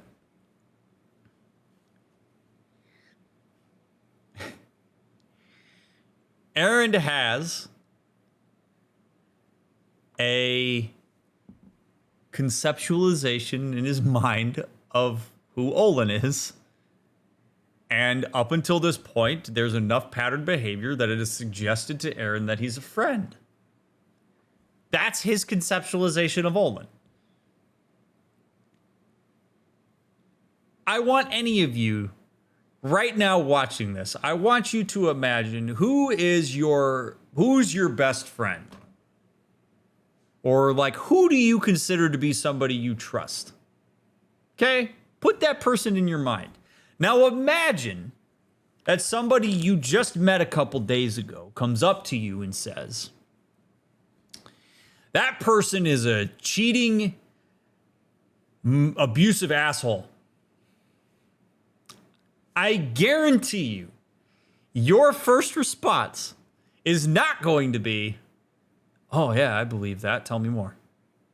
Your first response is going to be to assimilate that information into your own schema of who that person is, and you're going to say, there's no way this person is right.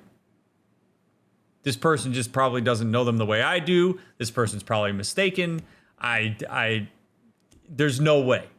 Because it doesn't fit your profile internal of what that person is. And so what Aloy just did here 100% of the time is going to miss the mark. It doesn't matter how airtight. It doesn't matter how airtight Aloy's reasoning is for this. And we know to an extent that Aloy has a good case against Olin. But Erend doesn't have that information. So for Aloy to come in guns blazing and be like, no, he's not a friend, he's a traitor. You don't want to start with that.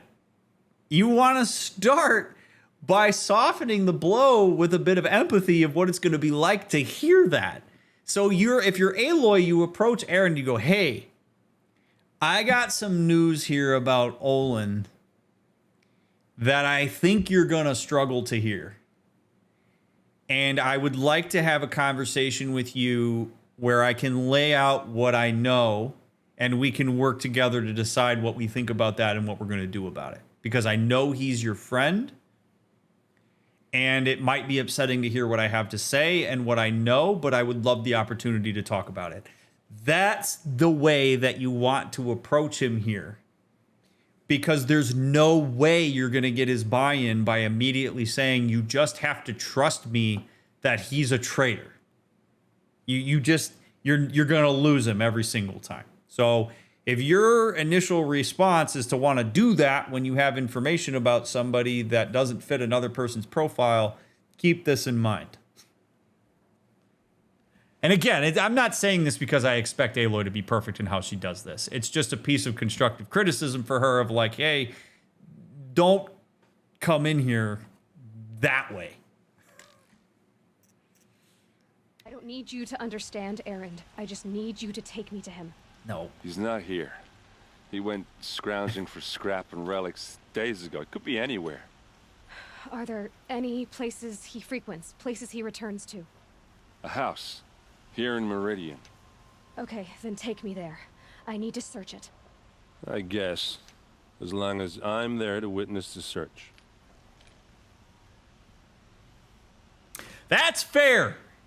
He gets to say that because Aloy's not giving him any information. He gets to say that. I think that is a completely reasonable request. And honestly, I give him credit for it because he's not denying her. He's not sitting here saying, no, you're wrong, which is good, because if he was doing that, then we'd have a whole host of problems. The fact that he's like, all right, like, I have my experience of Olin, I trust you, so it's a little weird that you're saying this to me, so I want to be there when you search the house so that I can bear witness to whatever dissonance I'm going to experience. That is completely reasonable of a request. Unless Aloy wants to sit down with him and tell him everything that she knows. I need to see Olin's place. Now. Okay. Come on. No, I'm awake and alert. Ugh, damn it. Look at all these So many guards. people here all talking at once. How does anyone think? I don't. I just drink. Well, now we know why he drinks. Make it go away. That girl. Is she a Nora? Apparently they're letting anyone into the city these days.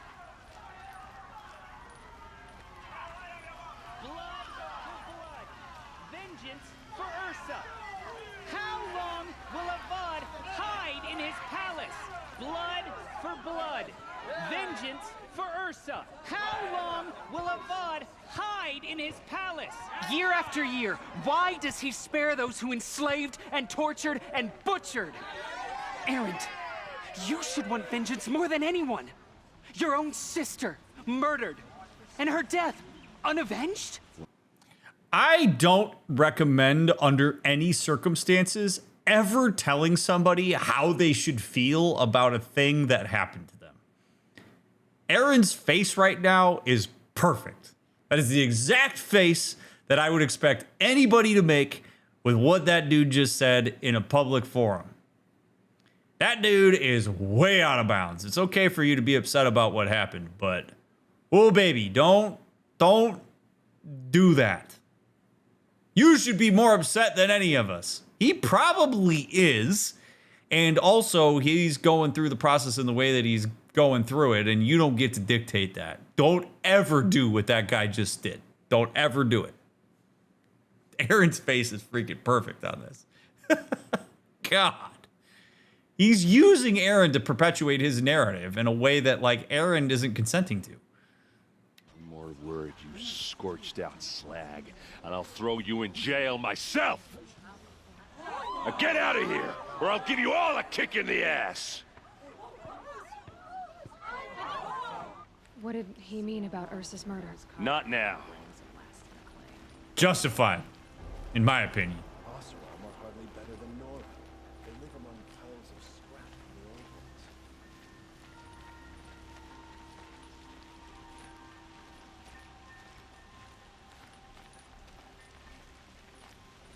Man. Okay, how are we gonna get in? Oh, that was subtle. Here we are. Try not to break anything. Other than the door. All of this for one man. It pays to have connections in the Sun King's court. Damn, this dude's got a nice ass house. I need to ask you something. This is your show. Are you sure you're okay? I'm sober enough, all right? I don't need another lecture. That's not what I meant. I was talking about what happened outside with the crowd. I don't want to talk about that. We're here because of what you said about Olin, so do what you need to do. Perfectly reasonable. Perfectly reasonable. He gets to set that boundary. Totally fine. If you're Aloy, you respect it. I'm here because of what you said you needed to do. I'm not into talking about that right now. Aloy's not entitled to that. So, she tried. I appreciate that she tried. You can take a shot at it, but when somebody sets a boundary like that, then you're done. So, I also appreciate that Aloy there was willing to respond to Erend in a empathic way when he got a bit defensive. Based on what we just saw from the crowd, my guess is that a lot of people are telling Erend how he's supposed to feel right now and what he's supposed to do, and he's overwhelmed by that. And so Aloy digging a bit deep there to realize that his reaction to her there probably wasn't about her and was more about what's been happening to him over the last couple days. And then saying, hey, that's not what I meant, and clarifying what she meant. That's really good stuff. And it's something that we all can learn from. And it's another illustration of why it's so important to understand people's context and to understand the things, their recency bias that they've been experiencing, because it can sometimes allow you to respond a bit more empathically and more constructively, rather than Aloy being like, yo, you don't have to be a dick about it. Like, it was a really nice empathic response from her. Did Olin ever invite you in? Nah. Closest I got was a doorstep to help him home after a night out. We drank a river that night, but I hold it well. Usually. It certainly can be, Rogue. I'd have to ask him to know, but yeah, it certainly could be. You said Olin has connections in the royal court. Does he know the Sun King personally? No. He served the court as a scout sometimes and sold ancient trinkets to nobles, but he never had an audience with the king. If you're right, and Olin's into something dark, Sun King Avad has nothing to do with it. I'd stake my life on that. That's a bit of a weird gamble, bud. Because I'll bet you 20 minutes ago you would have bet the farm that Olin was not a bad dude. So be careful where you're putting your chips, big guy. I'll look around. That's what we came for. Indeed it is.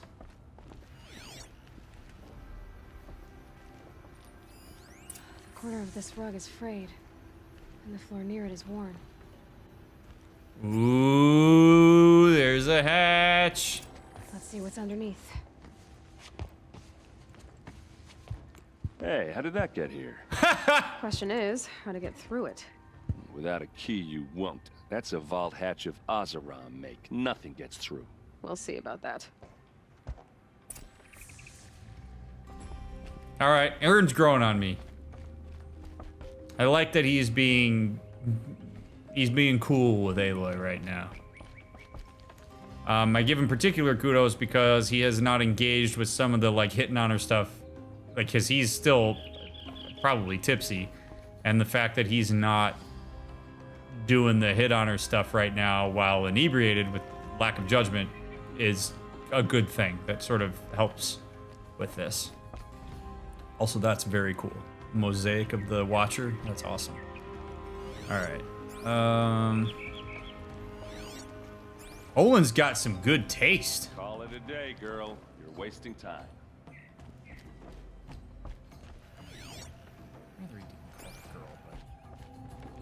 One thing at a time here. Family portrait. Woven fabric painted with an ochre and insect-derived pigments. Shows a family unit. All right.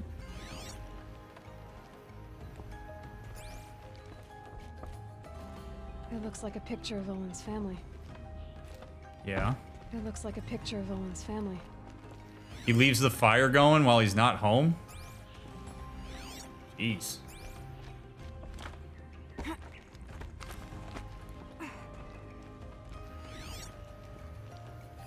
A lot of metal here. Could be just what I need. Really?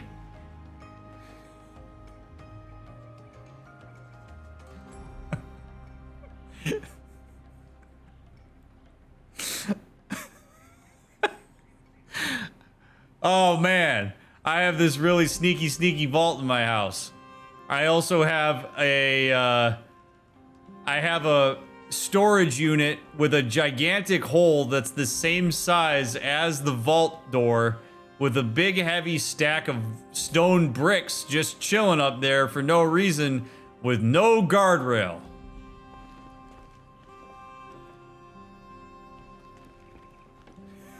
Looks big and heavy. Could do a lot of damage if it fell down. Let's give it a little push. Thanks, Gorilla. Damn, Aloy is yoked if she can push that thing. I did say not to break anything, didn't I?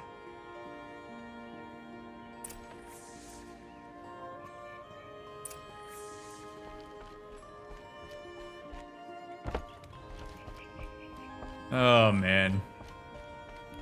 Just such a stupid design flaw from Olin's part when he built this house. I mean, I see that there's a crane, so he'd lower stuff down in there, but jeez. What an oversight.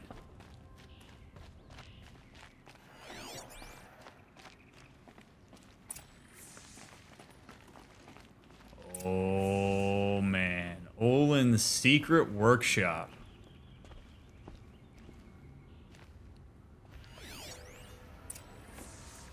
Two-dimensional representation, etched directions, geographical data transposed. Ooh, look at that. That's neat.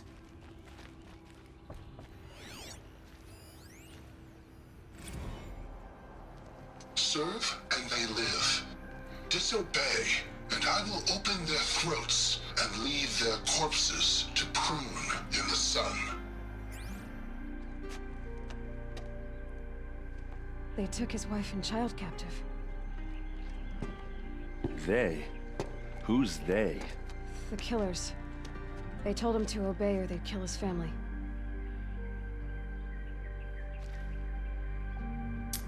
Oh, how the plot thickens.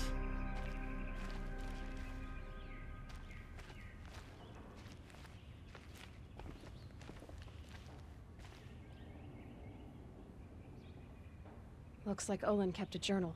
Olin? I knew he could read contracts, but I never took him for a poet. No doubt now. Olin knew I was targeted. Was he perhaps watching out? Fourth day. I am a traitor now and see no way out. If I start at the beginning, how they turned me, perhaps I can see something I missed. No, there is no escape. What good can writing it do? 10th day. You gave me this folio when you taught me to write. All these years later, it still smells of you. Lavender and ash of the forge. All I have left of you. Write me notes, you said when you gave it. Share your thoughts. Tear the leaves, send the pages. To show I'm thinking of you, but I never did. Hands too grubby to touch parchment. How I wish I'd done as you said. How I wish I could now. 15th day, the same dream. Your hair in the forge light, our son's weight on my shoulders, all of us free. You turn to me and whisper, "It is a dream." I answer, "Yes, I know." And then I wake alone. Even awake, my life is a dream, a lie. My treachery will not buy your freedom. It only buys time. But every moment you live, that he lives, if treachery is the cost, I will pay it. 34th day. Every week, the device calls me in secret to a new dig site. We work like men with whips up to our backs, as though it was left to us to upturn the soil of the entire earth, and time has run low. Scrabbling to find the carcasses of ancient demons. It's the weapons they want, must be. Misery am I helping birth into this land. 38th day. I drink with Erend and Ursa, but not even the sweetest brew can wash the taste of guilt from my mouth. Every day my silence betrays them. The villains watch through the device. I keep expecting Ursa to stick a blade through my throat, but fire and spit, she does not suspect me. A better liar than I thought myself must be. 54th day. Fitful sleep the past 3 nights, thinking on that Nora girl. Why did it order her killed? The device must be. Even so, what threat could she pose? We heard explosions and distant screams from the village. I thought the savages might blame us, turn on us. I almost wished for it. But their matriarchs ordered us gone. We fled to the border with an escort of braves, crossed at Daytower. Now I'm called to dig in the rock wreath. They promise another glimpse of you, our son. How I hope to see you both. This dude has been fully extorted, apparently. That is rough. I can just hear it now. Dr. Mick, I watched your God of War Ragnarok playthrough, and some other playthroughs, and you made it pretty clear that at any given point in time, people are always making choices and decisions. It's always a choice. So isn't Olin choosing to do this on him because he's making the choice to do this stuff when he doesn't have to choose that because he could choose to have his kid and his wife murdered? Yes, he is. But there is nuance to that conversation, which is that there are times where people will do things that make your decision making a hell of a lot harder or easier in some circumstances, despite the fact that the consequences suck. Olin has decided that the life of his wife and his child is more important to him than the consequences of his actions. And this is a tactic that people use to abuse and manipulate people into doing things that violate their values when you threaten others. A great example of this in real life is that if people defect from North Korea, their families can be killed or jailed. And that's one of the things that gets used to prevent people from defecting. Because you don't want to put other people in jeopardy for a decision that you made. Now, it is still a choice, and Olin could say no and could be killed and could have his wife and child killed. And most people tend to value survival, so they will make decisions that go in line with survival. Like, there's nuance to this. It is still ultimately his choice to do this. But there are factors that are forcing his hand in a particular direction that makes it not quite as cut and dry with standing up for your values when it means that you could die. He could choose death, but I don't think many of us would. It's a brutal position for him to be in.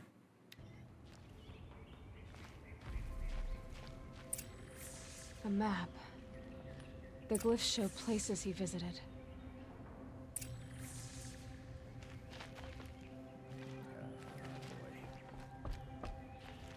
There's your proof. Read the last page. He writes about meeting me and the order to kill me. He called himself a friend. That backstabbing cheat. Pump the brakes, big guy. Why don't you read the rest of the journal, okay? Like, I think there's some actual real empathy to be had here for Olin. I'm not saying that we have to be cool with him and the decisions he made, because ultimately he did try to kill Aloy, and there was a raid that killed a bunch of Nora and killed Rost. So, like, we can still be mad at him.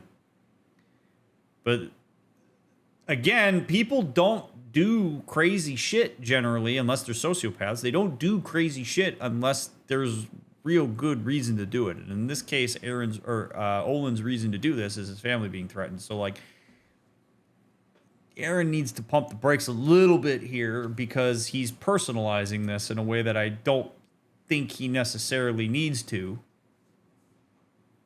Although his sister did die, so I can see partially why he would do that. So, again, he gets to be mad about this. I'm not saying he has to just be like, oh, well, okay, cool. I guess Olin had his reasons. That's not what I'm suggesting. But, like, engaging with some nuance in this might help him not over-personalize this and then inadvertently think that he somehow is at fault for this because he was complicit in giving out information thinking that Olin was a friend. That's really why Erend needs to be careful here. How did you learn to read glyphs? And these things that you see, how do you do it?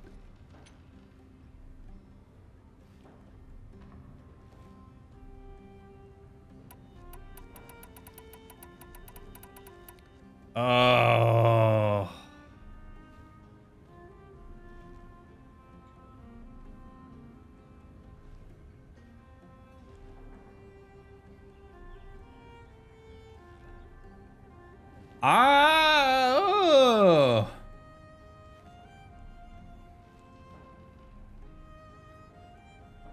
I don't know that it's safe to tell him. I kind of wish we could lie to him.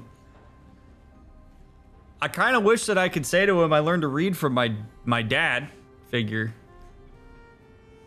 And I'm just perceptive. Like, straight out coming out like, oh, I've got to focus. And although, I mean, I guess it's on my face. So it's not like it's totally hidden. I'm putting a lot of trust in him by saying this. The focus. It reveals the unseen. And Olin's focus. Oh, okay. I guess that's true. Olin The did have device one. is the same, but somehow Olin and the killers can speak to each other with their focuses over distances. And see through each other's focuses too. Like looking through each other's eyes. So that's how the killers saw you. Through Olin. Yes, so far as I can tell. There we go. All right. Now that I know Good where point. to find Olin, I should be on my way. All by yourself? Leave it to me. I'm faster on my own. Wait. If that device lets you see the unseen. Out of the way, Erend. I'm asking you to help me, Aloy. I need to know who killed Ursa. Not just the Shadow Karja army, I know that, but the exact soldiers who did it. I'm sorry about your sister, but that's your war, not mine. Don't act like this isn't personal. You came here hunting the people who nearly killed you, who massacred your people. Why should you have justice and not me? Look, I'll head for Red Ridge Pass, where Ursa's body was found, and wait for you there. A few minutes of your focus is all I need. Don't make me beg. Red Ridge Pass, you said? I'll see what I can do.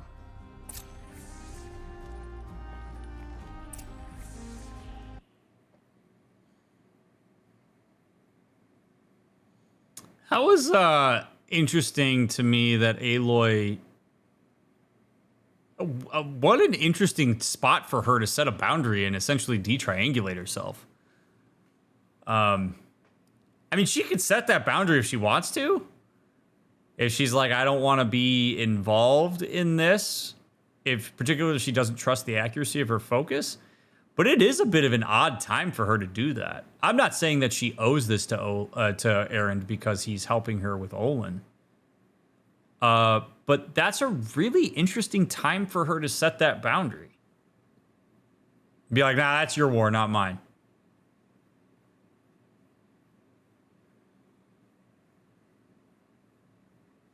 Like, I'm not a believer that you always have to have one-to-one reciprocity when people do you a favor, but I also think that, like, you could take that into account sometimes. And so, like, he's not being a dick about it. He's not forcing her hand. He's not really anything like that. He's just like, hey, like, if you have that answer... and ultimately, like, here's the nuance to this conversation here is that if Aloy gives, all she's doing is giving him information. She says, like, my focus says that this is the person that killed your sister. Erend is the one that's responsible for what he does with that information. If Erend goes and kills that person and the focus is wrong, that's on Erend. That's not on Aloy. It's another reason why it's a little bit odd to me that she's setting the boundary there, because she's not accountable for what happens if she gives him that information. Like, she could just, he's like, you have a tool that can give me info. Can I borrow it for a second and get some info and then decide what I do? She is not responsible for what he does with that. All she did was give him information. So this is very like out of character for her in that moment to me, for her to set that. And I'm not saying it's a wrong thing to do. You can set whatever boundaries you want, but you can work with him a little bit there, Aloy. Like, if I was with her in this room right now, I'd be asking her all about that. Like, I would be like, what was that about? Like, what made you want to set that boundary there? Why de-triangulate yourself there? My only hypothesis is that Aloy's like, look, it's the whole irony of this entire game, by the way, is Aloy's like, I'm on a mission and that's what I'm going to get done. And I'm focused on my mission. And everything else can fall by the wayside. And then I, controlling her, I'm like, ooh, flower. Ooh, hunting grounds. Ooh, let's travel over here. Like, I'm basically, like, not doing what Aloy wants. Which is just funny to me. Wow. Find Olin at the excavation site. Hot damn.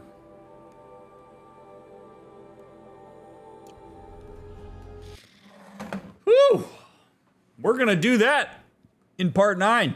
So, YouTubers, thank you so much for indulging me in part 8. I appreciate that all of you take time out of your day, no matter when it is or no matter how you do it, to watch these videos. If I'm accompanying you on your drives or at work or at home or whatever, I'm appreciative that you invite me into that and that I can accompany you for that. If you're watching this like laser focused, I hope that it's been worth your time. I hope that the things that I share and say are meaningful to you and continue to be meaningful to you, and that you continue to watch the series. It really does mean a great deal to me. So make sure you leave a like. Make sure you leave a comment, subscribe to the channel if you're not subscribed, follow the links in the description, come hang out with us on Twitch sometime and say hi. I love it when people come from YouTube or TikTok or whatever and say hello. It would be great to be able to say hi back to you. So if you're binging this, see you right back here in part 9. If you're waiting for the next one to come out, get it out as soon as we can. Y'all are awesome, and I will see you on the next one.